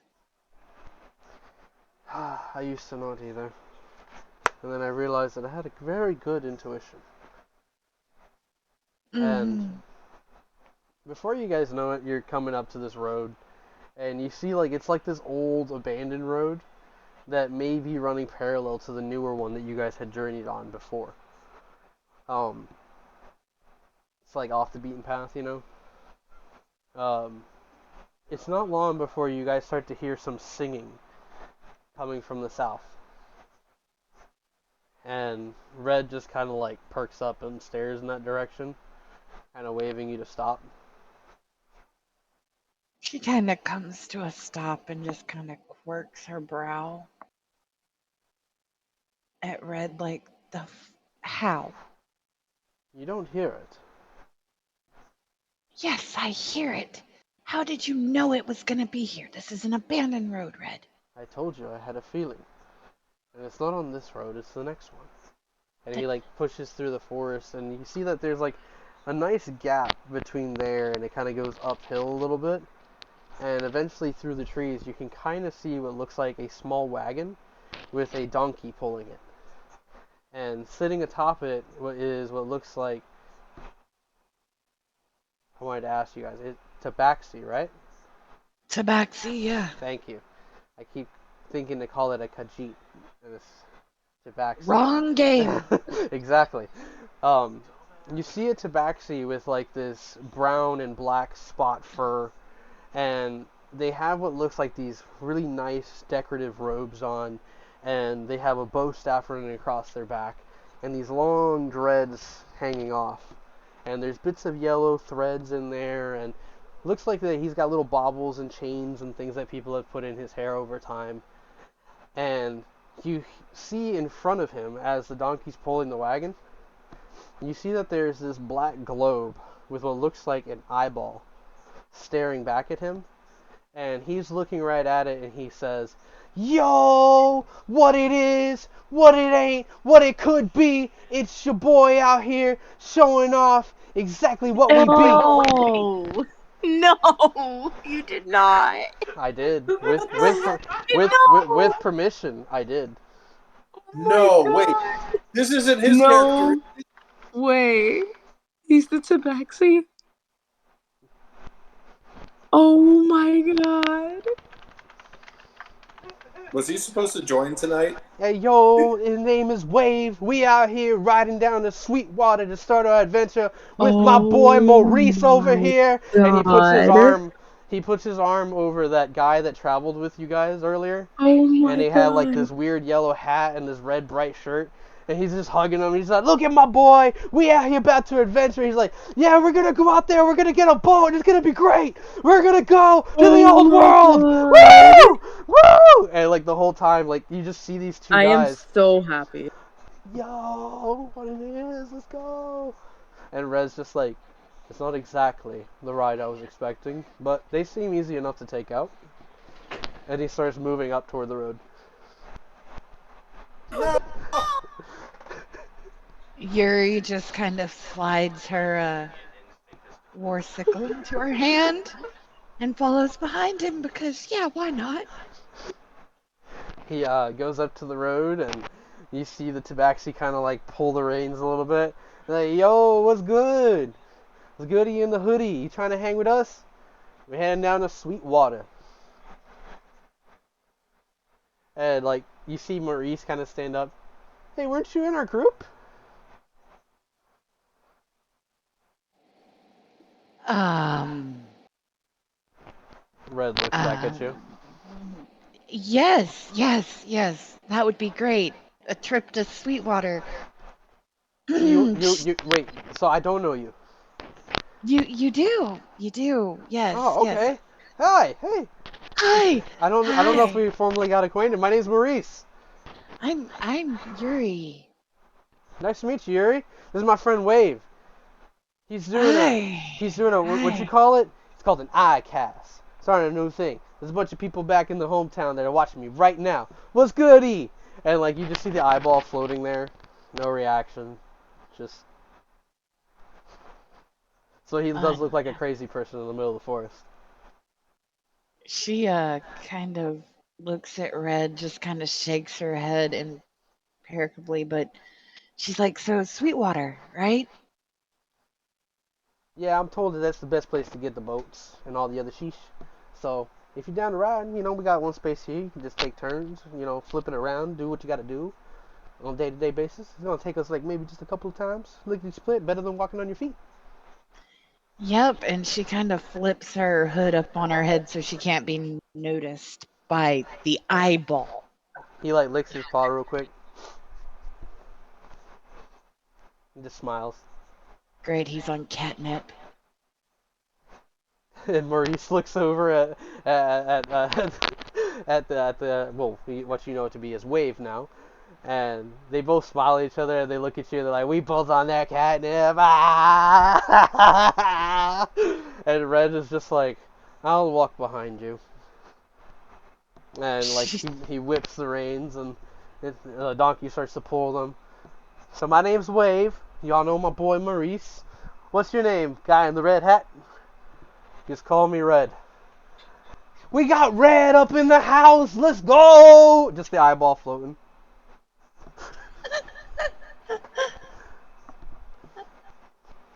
Maurice looks back at you guys. I don't know how it works, but I believe him.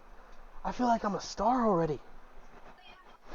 Oh yeah, you're an absolute champ, slugger. He like turns his attention back to the eyeball and he's just like waving at it.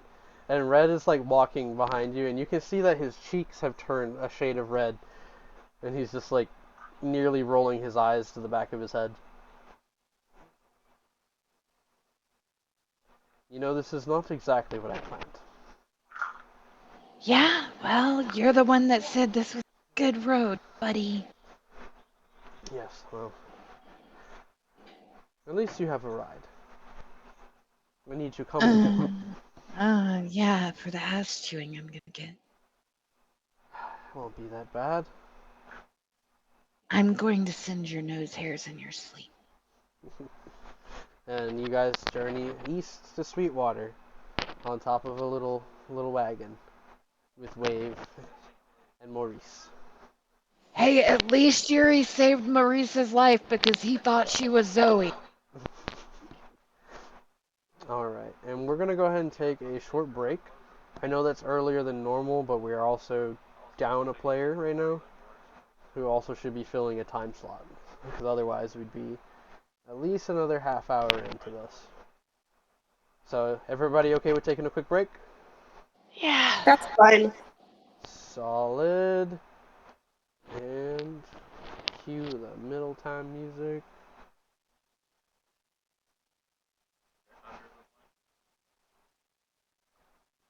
Alright, just make sure to mute yourselves while we take your 15-minute breaks, and we'll all reconvene in a bit. I will be right back, but I will have the timer on. Kal-El, my son. See you later.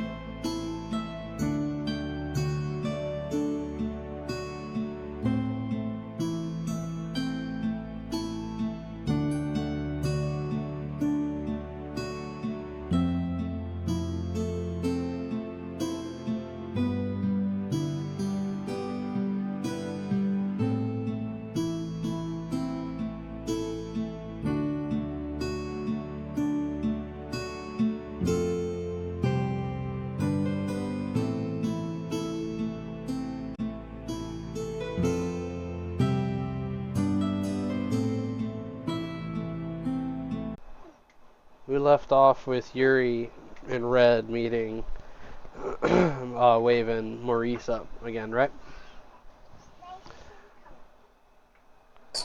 Yes. So you can kind of let that go for a bit.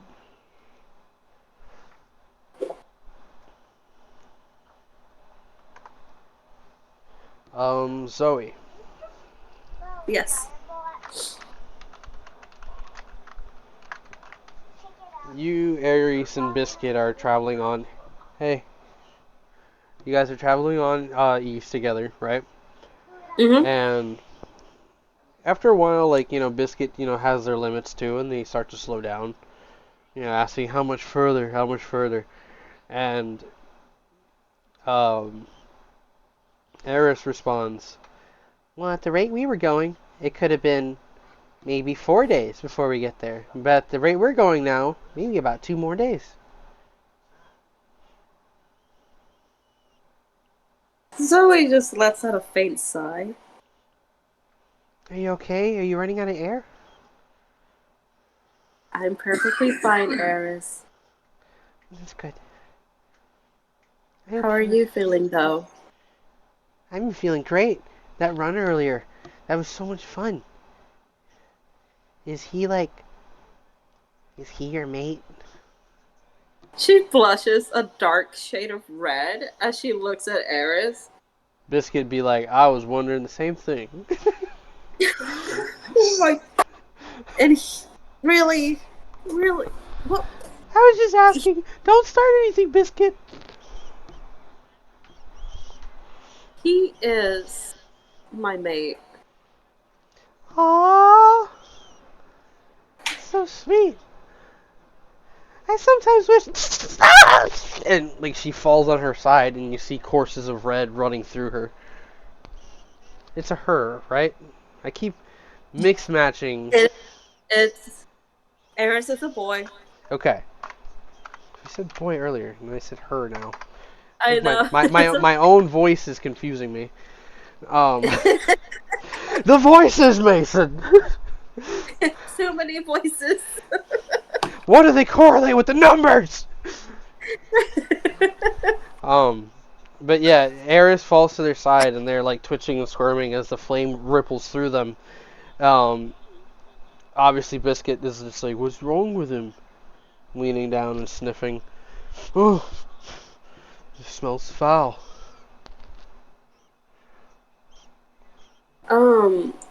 Zoe's gonna like lightly place her hand on Eris. Hey, it's okay. It's okay. Let it pass. Make a Constitution save.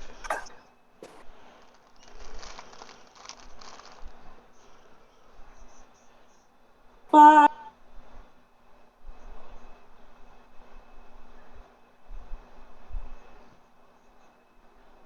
What'd you get? Uh-oh. 5. Alright.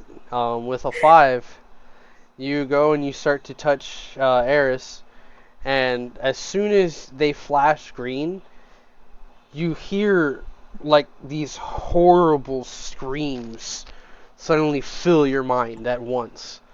And it's like you're staring down this tunnel, but this tunnel is in the shape of this humanoid form that turns back to look at you with these green glowing eyes. And they start to march forward towards you. And they say, within your mind is this very intense voice, kind of disembodied, speaks to you and says, "Zoe Nalani, we will end the flame in your heart soon enough."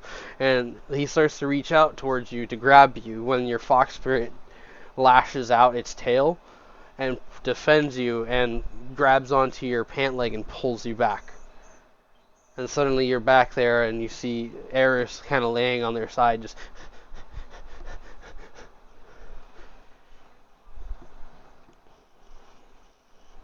What was that? He's the one who has the fire. Are you okay? It was I'm so more close. worried about you. That's why we have to get there. You save me, you save all of them. Save the jailer, save the world. I saw something. Not just him. I saw others. They're not too far away. They might be going in the same direction. We have to keep going. She scoops Eris into her arms and looks at Biscuit. Are you able to get us there quicker? I will move as quickly as I can. Just point the way. She nods and climbs back onto his back, holding Eris. Which way, Eris? Eris just kind of like lifts their head and like points in that direction, like their nose, and just kind of like stays vigilant, facing there. And you see him like starting to kind of catch his breath and relax. I'll be okay soon. As you guys start to kind of move ahead, make a perception check for me, Zoe.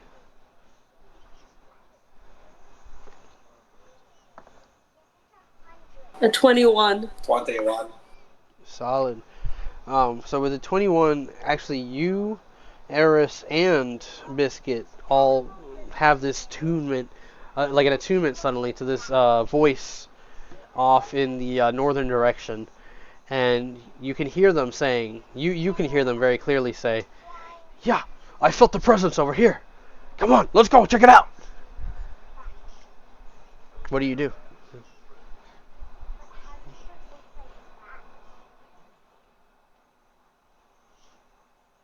Can I roll insight on that voice to see if it's like someone that I can trust at that moment? You can. You can. Mm. I mean, you definitely discern it's a very gruff, aggressive tone in their voice. You don't really need to roll for that necessarily. Alright. She's gonna pat Biscuit and tell him the way that Eris was pointing. Start running that way now. You're on top of Biscuit as well, right? Yes. Yeah, Biscuit takes off, and for a moment, it's like he's getting pretty far, maybe like 20, 25 feet. And then you can hear the voices behind you shouting, "Look over there, they're on a horse! Let's go, hurry!" And you look around and you see that there's like 2 or 3 guys like running through the forest, but Biscuit is picking up speed pretty quickly. Biscuit is confidently like saying like it's gonna be okay, it's gonna be okay, and Eris like props up and you feel them like look over your shoulder like this, just peering over, and you feel them shaking slightly. She's gonna place her hand on his back. Were they the ones that attacked you? Not just them. Look. She's gonna look over her shoulder. And you see like 3 of those guys that you and Fen had like spotted before, kind of dressed in their red clad armor robes, right? And they seem to kind of like be frustrated and angry, and then like like all 3 kind of go stiff and back away as a horse, pale white, rides up onto the road, and atop it there is a man clad in these heavy red robes. The opening to his hooded figure, you can't see his face, only like the black shadow that it casts over him, almost like a ring wraith. And when they look over to you, you see that a green flame emanates over their body.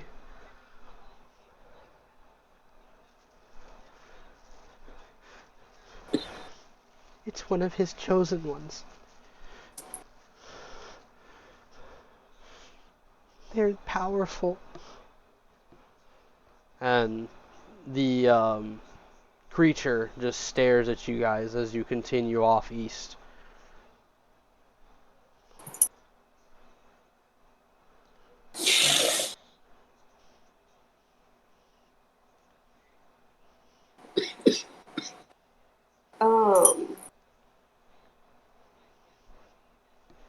She's gonna look down at Eris.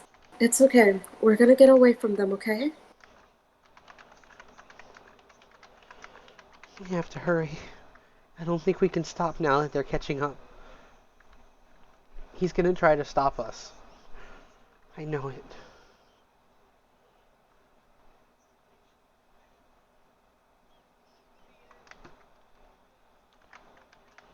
And she's just gonna like lean a little bit forward onto like Biscuit and hold Eris closer. Do not stop. When we get there, you can rest, okay? I'll do my best. Even if you can't, just drop us off somewhere and I will get myself there, okay? And you will go back to Fenrir.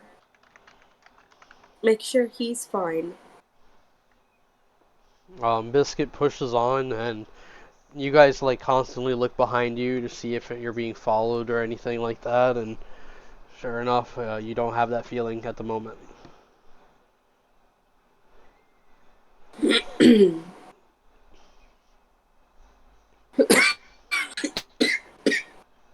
You okay? Yeah, it's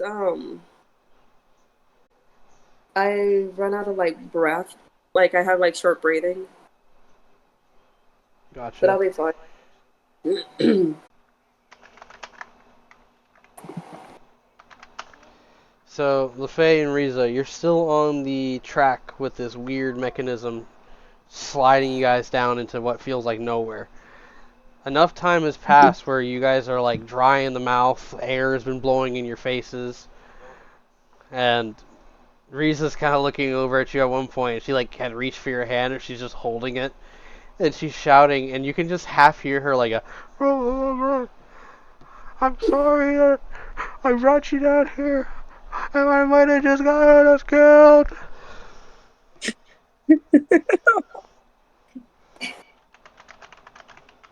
She's gonna look over. What? I said, I hope that you. And then, like, the green lights begin to flash white and red now. And the mechanism starts to slow down. And there's a super violent crunch noise as you guys jump up one more time on the rail and come to a slow stop, landing in what looks like this half moon shaped room. The walls themselves here are made of, like, metal and stone. And engraved along them, you see these faces kind of designed into the stone walls. Riza like unstraps herself, shaking, holding herself up, then going over to help you out of your seat. I'm shook. I am shook right now. Like my knuckles are white from just gripping. She looks over, she's like, oh look, another lever. Maybe that'll send us back. Push. Do not pull the lever. Maybe we'll go back. You know, but I need a break before we do that. There's too much. What is this place? And along the walls, you see that, like, there doesn't appear to be, like, a doorway or anything like that. There is a stand kind of facing the mechanism you guys are on. It's completely rusted, and there seems to be some sort of, like, slab on the front made of metal. And Riza goes over to, like, kind of look at it while you're figuring yourself out. What do you do? She's gonna like follow her, still a little like on edge from the cart. Where she just like shakes it off and just goes. Goes where? She follows Riza. So going over to where Riza's at, you see that this slab of stone has like sigils and letters in a language that you don't find familiar to yourselves.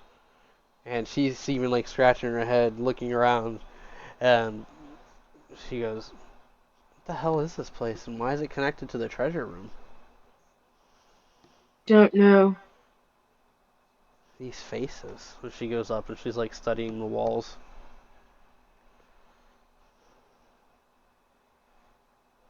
Yeah. Should we just go back? Yeah, I think we should. I don't think we're allowed in here. The walls of stone and metal, you see that along the creases, smoke begins to spill into the room.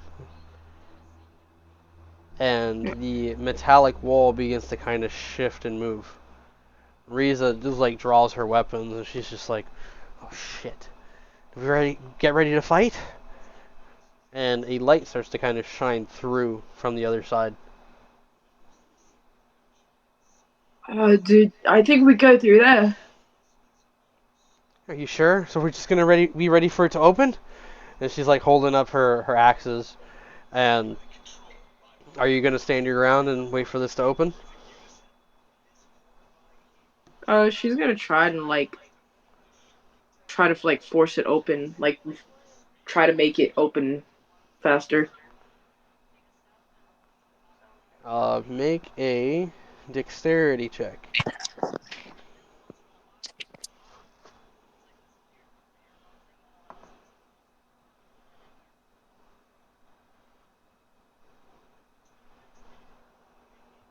$21. 21. So you go up and you're like pulling on this thing, right? It's already sliding, and Riza's just kind of like at your back, and then like you hear her go, LaFay, look out! And this arm reaches forward and grabs you and pulls you into its chest. And you hear like a mechanical and you look up and you see this like blank, expressionless machine looking down at you. It's a silver metallic metal finish that allows it to reflect your face. And then behind them, you see that there's about 10 more of these walking into the room. And they're holding what looks like these very advanced looking rifles, pointing them at Riza. And you hear like this beep, beep, beep. Stand down. Surrender your weapons and no one has to die. Luffy's Identify gonna yourselves. scream at Riza. Like, Luffy's gonna scream Riza's name, trying to, like, check up on her to make sure she's not hit. Yeah, like behind you, you hear the clanging of metal, and these guys move up and detain Riza. And Riza's just like, I thought you said you weren't gonna hurt us. Detaining is part of the process. Identify yourselves. My name is Riza. And like the one holding you just goes and gives you a This slight is Luffy squeeze. Silverstein. The grip kind of loosens a little bit. Identification complete. Silverstein family, and they release you. I order you to release Riza as well. We do not take orders. And they restrain Riza, and they look to you and they say, follow us. And they start to march off in the direction they came from.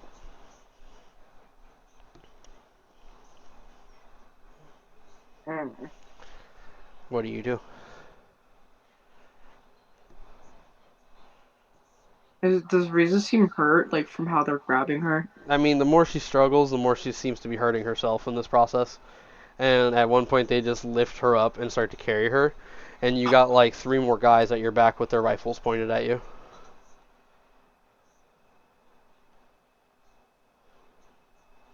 She's gonna look. Riza, stop fighting. I know. What is this place? Don't know. But hopefully we'll find out answers The quickly. less discussion you all have, the better. And they lead you down this passage that goes from like the silvery metallic color to now this white metal, like that's been painted and glossed over. And if you've been in a hospital before, you know, like with all the lights and everything, that's how it feels in here.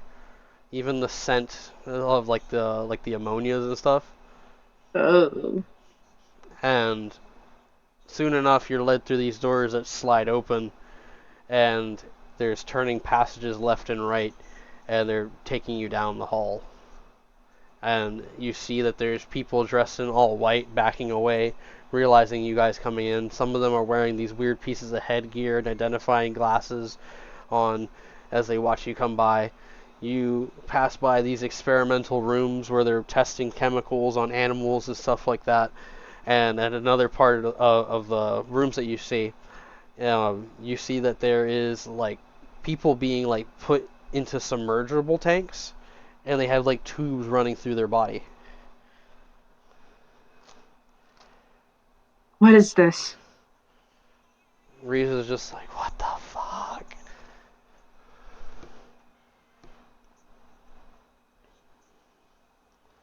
Soon enough, you guys are led into this octagonal shaped room where there's 2 seats brought in, and they forced Riza into one, and they pushed you at gunpoint towards the other chair.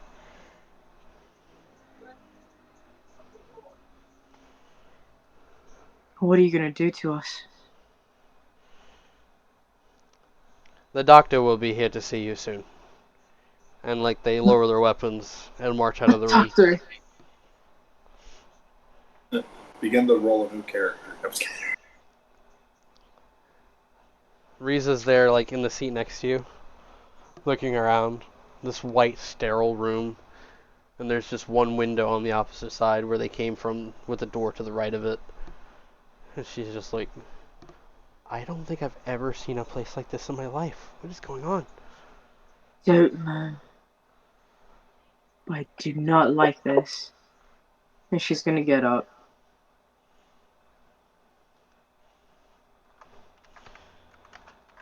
What are you trying to do? She's trying to get out. Roll investigation.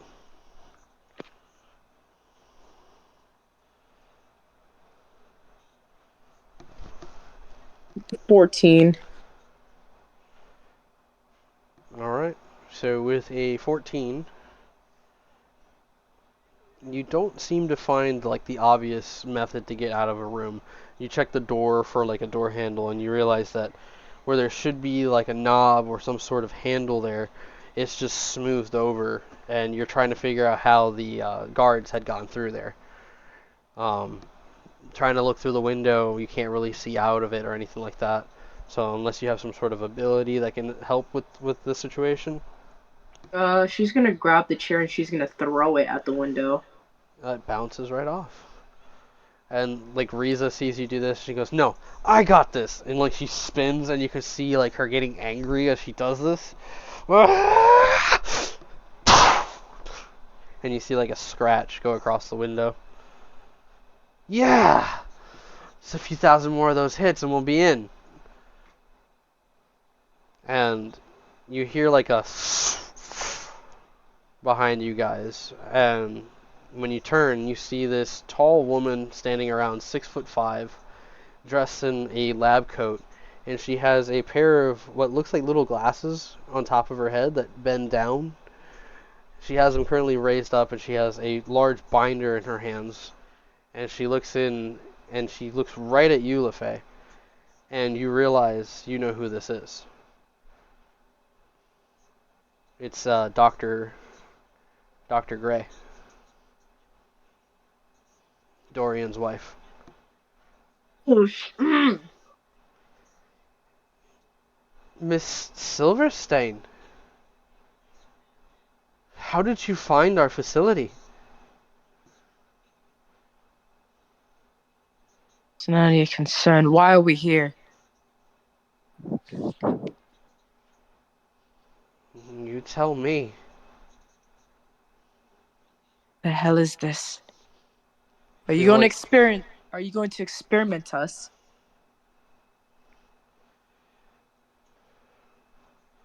she like looks around the room and then heads over to like this far wall, and like she touches it, and out slides what looks like a compartment that's hidden there, and you see a bunch of tools and things like that, and she's like rubbing her temple, and she's like, I'm gonna have to reach out to get more security on those damn doors. I knew that it still worked. You're not supposed to be here, and I'm sorry if they treated you with the least bit of hostility, but you must understand, you're not supposed to be here. What was that we saw? It's classified. Does Godfrey know? That's classified. Is everything classified? Riza like picks up a chair. I want to classify your face! Ah! She like raises it up to like swing at her. Do you stop her? No.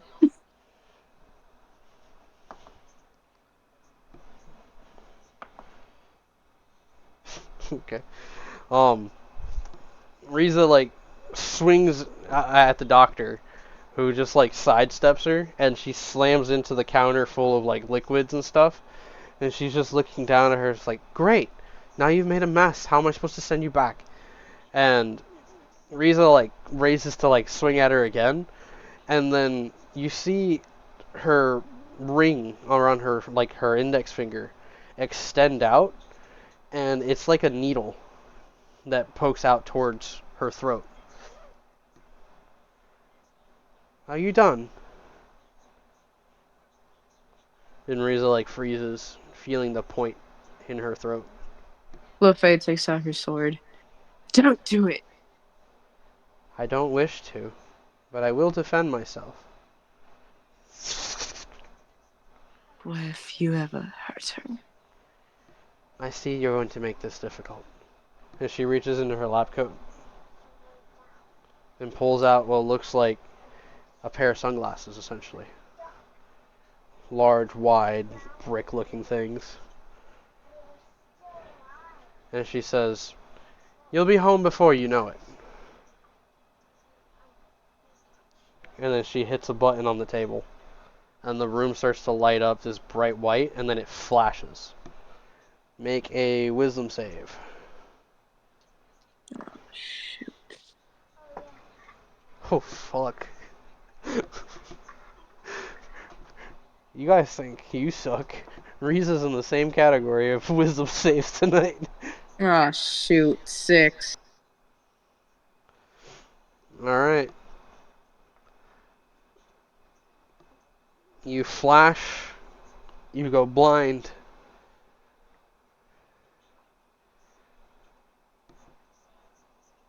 And then suddenly it's morning. And you look over and you see that Riza's laying on top of a bullet. Just, and the only thing you remember was exploring the castle with Riza and finding the treasure hoard.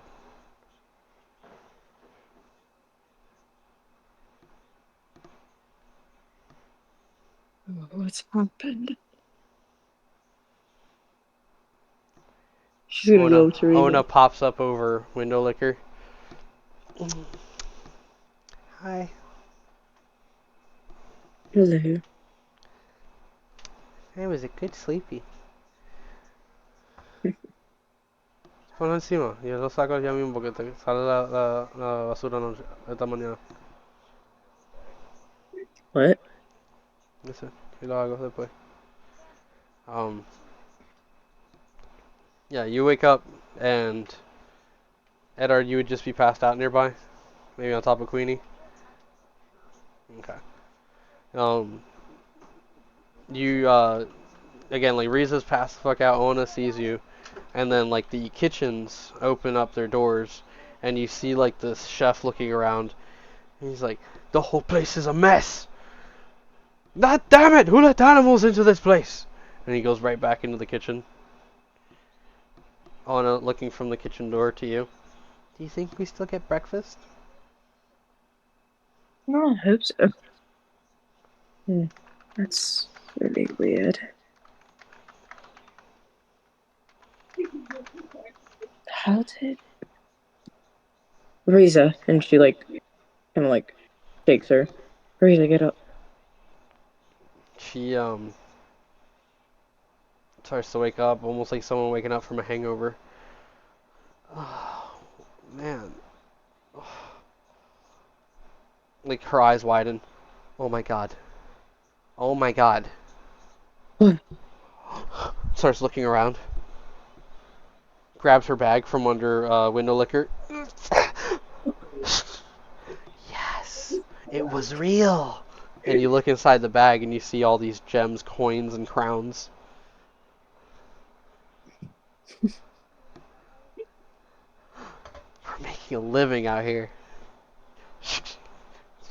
Yeah. How did we get here? I don't know. I didn't even drink last night. It feels like I did. My head hurts really bad. Maybe a little bacon will help, says Ona. Bacon does sound pretty good. So, as you guys settle into the morning, we're going to go ahead. We did a little bit of Zoe, right? Right. Let's see. A little Faye. Let's do some Fenrir. I'm like having to sort through notes because we're down 2 players now, so I'm trying to accommodate for that. That's fair. So, let's see. So, out with the gang, you guys had rested up. Sam and the Night Night Knockers, like, re-gear, patching up as best they can, and they start leading you south. Along the way, you see a lot of the guys kind of rallying themselves up, like, you know, it's like, they're gonna be okay. They're gonna be okay. We're gonna find them, we're gonna bring them all home. We can do this. And Sam's kind of looking around, like, you know, just real serious. You know, you see him, like, strapping the gauntlets on. Thanks for teaching me a little thing or two. Yeah, they'll definitely help you out a bit better. By the way, Haven't- you've been studying the book, right? Yes. Go ahead and boost your intelligence by 1. Nice. Good job. You get a gold star. What's your intelligence now? It's 11. Aww. Cute. But yeah, that's something that happened in passing, so I wanted to get you caught up on that. But yeah, Sam and the group is with you. It is daytime, like, you know, early morning.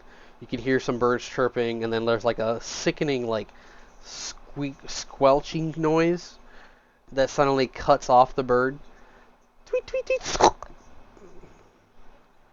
Off in the distance somewhere. And Sam's just like, people actually walk casually through this place. Like, to get to other cities and stuff. You'd think they'd clear up this fucking thing. Meanwhile, Fenrir without a care in the world, just walking through the swamp. I really appreciate having friends like you. And hopefully we find the others soon. Definitely. As just a precaution, I'm not sure how it works with weapons, but when you activate the bracers, I've only ever used it on my own hands. I've never used it with a weapon in hand. You mean you just hit people with them and it'll just hurt them really bad? Well, typically, yeah. Well, my fists are pretty good already. You know that. We went a few rounds back then, huh? Yeah. We should do a round 2. Rematch.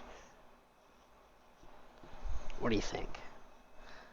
When we get back safe and we get your friends, I'll be down for it. And we're back home, you know, with a pie to eat after. Big jug of grog or something. Beer. That'd be nice. Odd. Ice cold. Right out of the barrel, you hear like one of the other soldiers like, "Oh, come on, we're trying to save our friends. You're talking about food? Well, you gotta stay distracted out here. Otherwise, we're just a bunch of depressed people walking through a depressing fucking forest. Who invented this place?" He like screams out to the nether.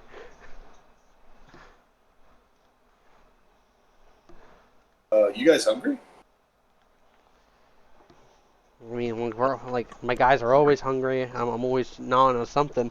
And he reaches into his pocket and he pulls out like this, like, what looks like a block of cheese, but it's blue. And he just gnaws on it a little bit. He like reaches over to his satchel that he has on his hip, and he like reaches in for some of the wrapped bacon that he had. I've been meaning to save these for kind of well, everybody else, but considering that you guys are here and you guys have been out for a little while here, and he's going to hand over some of the candied bacon that he has. Oh, yeah, they divvy that up immediately. And they're just like, "Oh, hey, thank you, man. This is awesome." How many of them are there? There's six of them, and then there's Sam, so 7 total. So they're probably breaking it into little squares. Depending Okay, on how so much you got. I have 9 of these, and they each gain 1d8 extra hit points.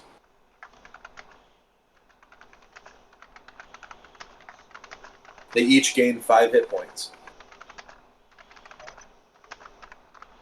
Temporary? Yes, it'll be temporary.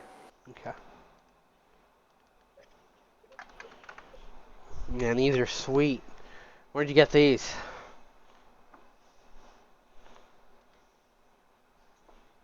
I made them.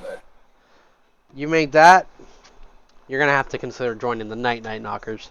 I don't know about the initiative anymore. You're gonna have to join us. They're gonna have to find a new guy. You guys hear like this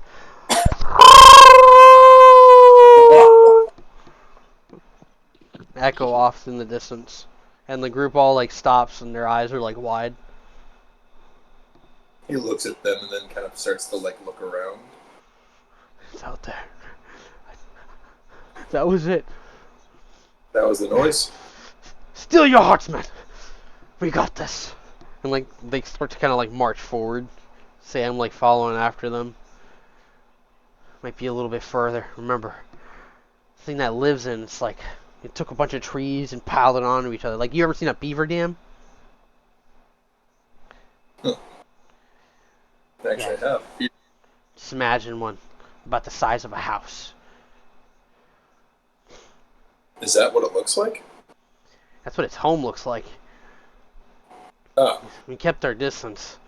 We're getting close to the spot where we saw it. and you said this is like a giant house with arms and legs. It looked like a house, but when it started to move, it's like it fell apart, and it just became like this series of like vines, and like it just looked like a ball of moss, moving and living, slime and gross, with a bunch of eyes looking out at us. Probably doesn't help to have seen most of our guys pulled into its body. Out of that description, considering that it's like they're still a little bit of ways out from what it seems like, Mhm. Fenrir's going to pull out his book and he's going to, from that description, kind of try to find something. Go ahead and make a history check. Advantage or no advantage? Just regular, you know. I rolled a 13. Wow. I got no bonuses. So with a 13, you like have like pieces of information of different creatures. You kind of look at different things that kind of match to the description that they're talking about. There's something in there about a shambling shack. There's something in there about a like a swamp beast or a swamp beast creature that was terrorizing villages. By the way, this is just me making stuff up. But there was also the like this description about like shambling mounds and undead zombie creatures that might have been infected by plants. But based on the roll that you got, you're not pinning anything specific. Okay. You're just showing examples to him and just being like, maybe like this, maybe like this. And he's like, kind of like that one, but the house mixed into it. But the house wasn't like, once it started moving, the house pieces all broke down, and then it wasn't really a house. It was just this weird moving mold. Okay. Well, let's hope we have a chance against this thing. One of the guys up ahead, he's just like, hey, there's a spot right there. And he's pointing over to like this fallen tree that's like just laying at the tip of this bog. And when you look out, you see that it's kind of stretching out. It seems like it's deep waters. There's like this smell coming up, like very earthy. The fog here is even thicker. And you can just make out trees as they like kind of like, as your vision like strains to peer through. But just in the middle, you see like this huge mound of logs, twigs, and things kind of all bundled together. His description was close, but imagine more if like a bird's nest was flipped on its side.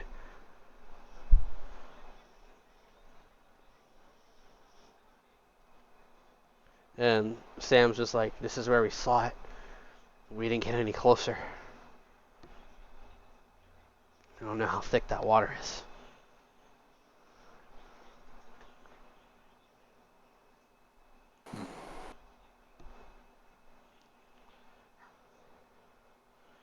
All right.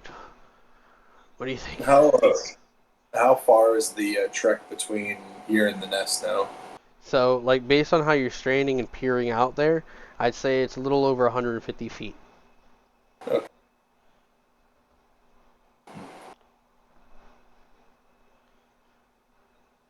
Everyone stay together.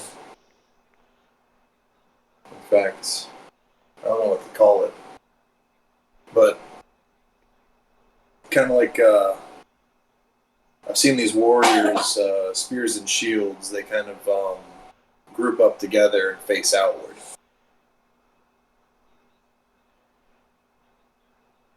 So just like a phalanx? Yeah, that worked. And like we've practiced some of those. Come on, guys. And like they all like assemble themselves in positions. 2 guys at the rear, 4 at the front. You can be at the center with Sam, and they slowly start to move into this bog. First, it's like ankle deep, and then it starts to go up to their knees, and then eventually the water is up at their chest. And you guys are moving through this water. And every so often you feel like this thick sludge kind of like move against your legs. Whatever's in this water doesn't feel like, doesn't feel like you're swimming through anything nice at all. Yeah. Every once in a while the guys kind of get jumpy, looking out, and just birds fly overhead and make noises in the distance. The typical things you would hear out here. And Sam is looking ahead, and he's just like, tell me we'll find someone. Right? We will. And as you guys start to get closer, you see like there's an opening to this thing. And looking inside, you can only make out some of the details, but you can't tell how large or deep this thing is going. As the men kind of like step forward, one of them steps on a stick in the water, and you can hear the and he kind of jumps for a moment, and the water splashes around him, and he's just kind of like looking around, readies his shield again. Sam's like putting a hand on his shoulder, like, calm down. We're alright. And you guys start to hear like a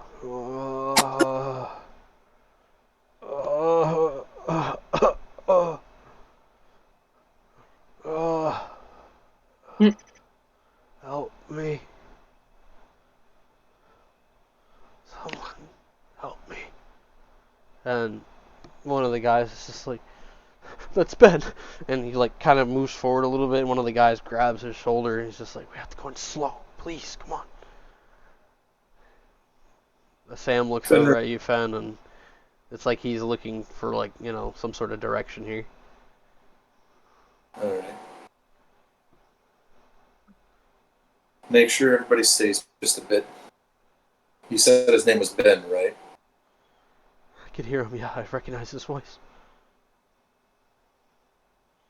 Fenrir's going to kind of move just ahead of them.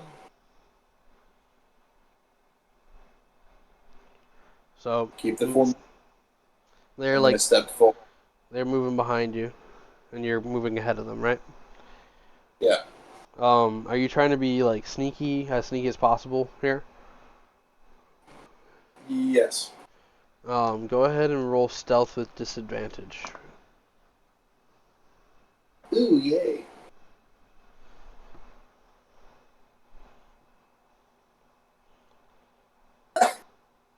That's gonna be a 5. Okay. You're starting to like move through, and as the picture becomes clearer, you see the intertwining of vines, trees, logs, sticks, and all this debris brought together. You even see like there's like fresh branches like rammed into it, like somebody had like grabbed a log somewhere off a tree and just threw it into the whole mix. But on the opposite wall, you see that there are a couple of guys like intertwined within this thing, like a basket weaving with figures stuffed into it. Some of them look like they're passed out. At least 4 of them are in sight here.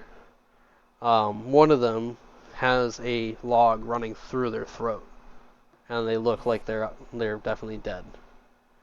The one on the far right, the one who's like awake and kind of looking around, calling for help, he like sees you, and he's like, "Oh, thank God! Please, before it comes back." Did you want Sam and the others to sit close to you, or did you want them to kind of wait outside? Um, stick close. Okay. They stick close to you. Let's see.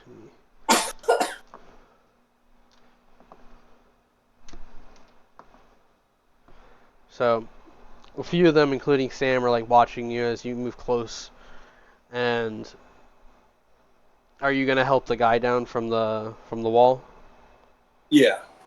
Okay. As soon as you do, Sam and two of the other guys move over. The rest of them kind of like forming a shield wall behind you guys. And you start to help the guy off of the wall, cutting through branches and stuff like that. At one point, you reach a point where his right arm seems to be infused with the branches and stuff. He's just like, careful, please. Shit. What do we do? We have to cut around it. Come on. And Sam like starts hacking at like the branch around it. And the guy's just like clenching his teeth, just closing his eyes.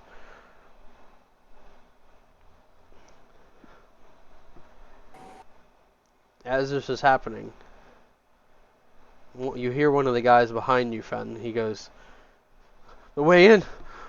Look!" And when you look over, you see that it's starting to close in.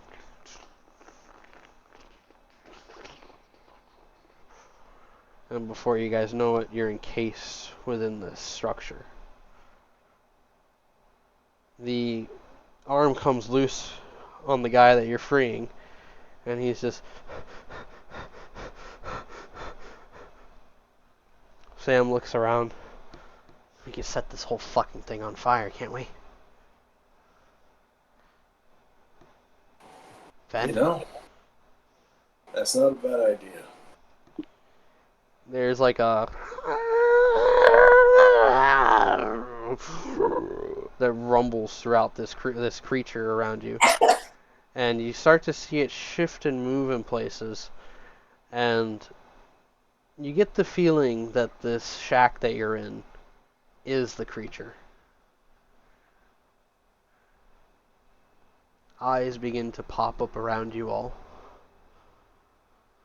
The bodies behind you guys against the wall kind of come awake, and they're just like, "Get us out of here! Get us out of here, please! Help us!" And Sam turns and starts to like hack at the wall to try to pull these guys off. And from the ceiling of this thing, you see a face start to emerge and creep down, its eyes kind of all looking down at you, Fenrir. And the guy behind you that you freed, are you like spatially aware at all times? I'm pretty sure your perception's pretty high. Passive perception is 23. Okay, so yeah, with the 23, like you look up and you're seeing this thing formulate. Not any like exits or anything to get out of at the moment. And when you turn and look, you see that the guy that you freed from the wall, he's like twitching and turning, and then all of a sudden his head snaps around instantly, and he falls back on all fours, and he starts to turn and his face stretches open, and you realize it's just like the creature you saw on the road. And it leaps up towards you. Can I make like an immediate like lightning fist at this thing? Yeah, sure.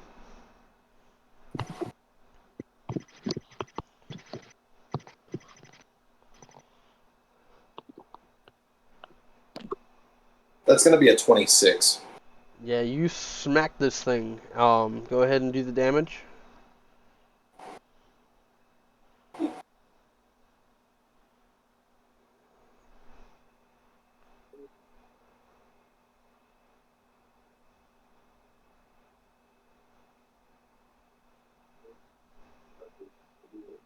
That'll be 15 points of bludgeoning damage and 4 points of lightning damage. 4 points lightning. Yeah. So you smack this thing, lands on the ground, it like reels and turns, and its head snaps back around, stands up, and it just starts running at a guy like this. And the guy like pushes his shield against this thing, and then from the walls around you guys, you see vines snap off, and almost like chunks of the structure fall off and fall to the ground like a pile of moss. And then it clicks in your head that these are shambling mounds that have grown to greater lengths. And as it starts to formulate itself into this large humanoid form, its eyeballs and such kind of moving around, you see that there's skulls and half faces staring back at you of its claimed victims. And amongst these things that are coming off of the shambles, you see that there's more of the skinwalkers peeling themselves out and crawling their way towards you guys. Surrounded, the group of you ready yourselves for battle. And we cut over to Zoe.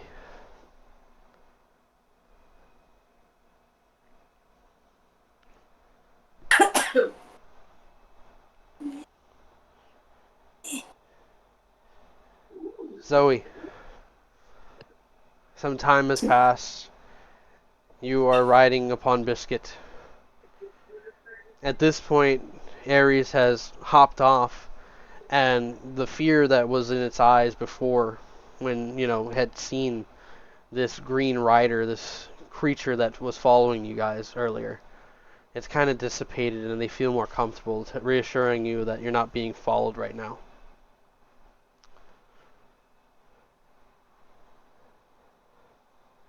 So as you guys are all riding off in this direction, Ares looks up at you and says, "We'll be there in no time. And we're going to do the right thing. We're going to help all these other people. What do you say? We could do it together." That is true. We can do it together.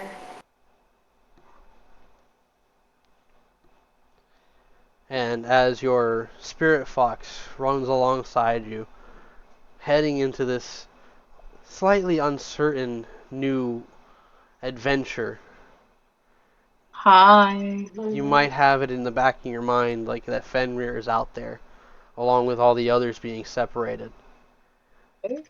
And as we cut to Yuri, who's riding on the back of the carriage, maybe denying Red an opportunity to sit in the carriage, right?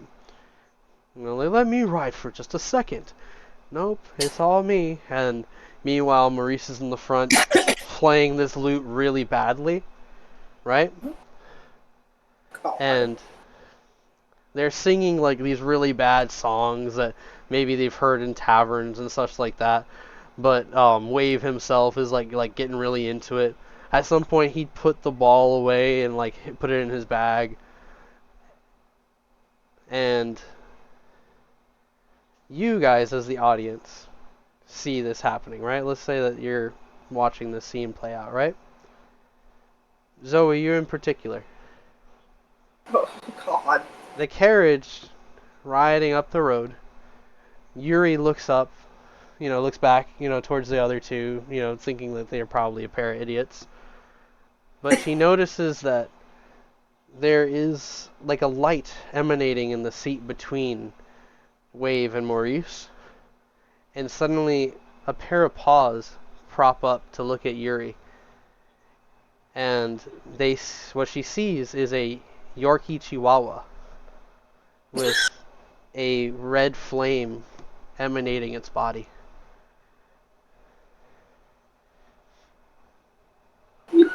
And Wave turns back and kind of scratches its head a little bit as they continue to sing and ride off towards Sweetwater. And that's where we end tonight's session. I like it. Way back. Wave! Quick question. Yeah? Would this version of a shambling mound be considered a construct? I'd have to look into that. I will say thank you so much, Effie, for today's session. I know it was short, but there's like literally an hour and a half of Hugh that was supposed to fill that 4th hour slot, and now being down Vi, that does reduce a little more. So, and then That's perfect. we got some writer's block we got to work on, but like it's okay. Like it happens to me too. But Fenrir becoming like a member of the Night Knockers, and that's just funny. That's just like a little bit of world building and camaraderie going on.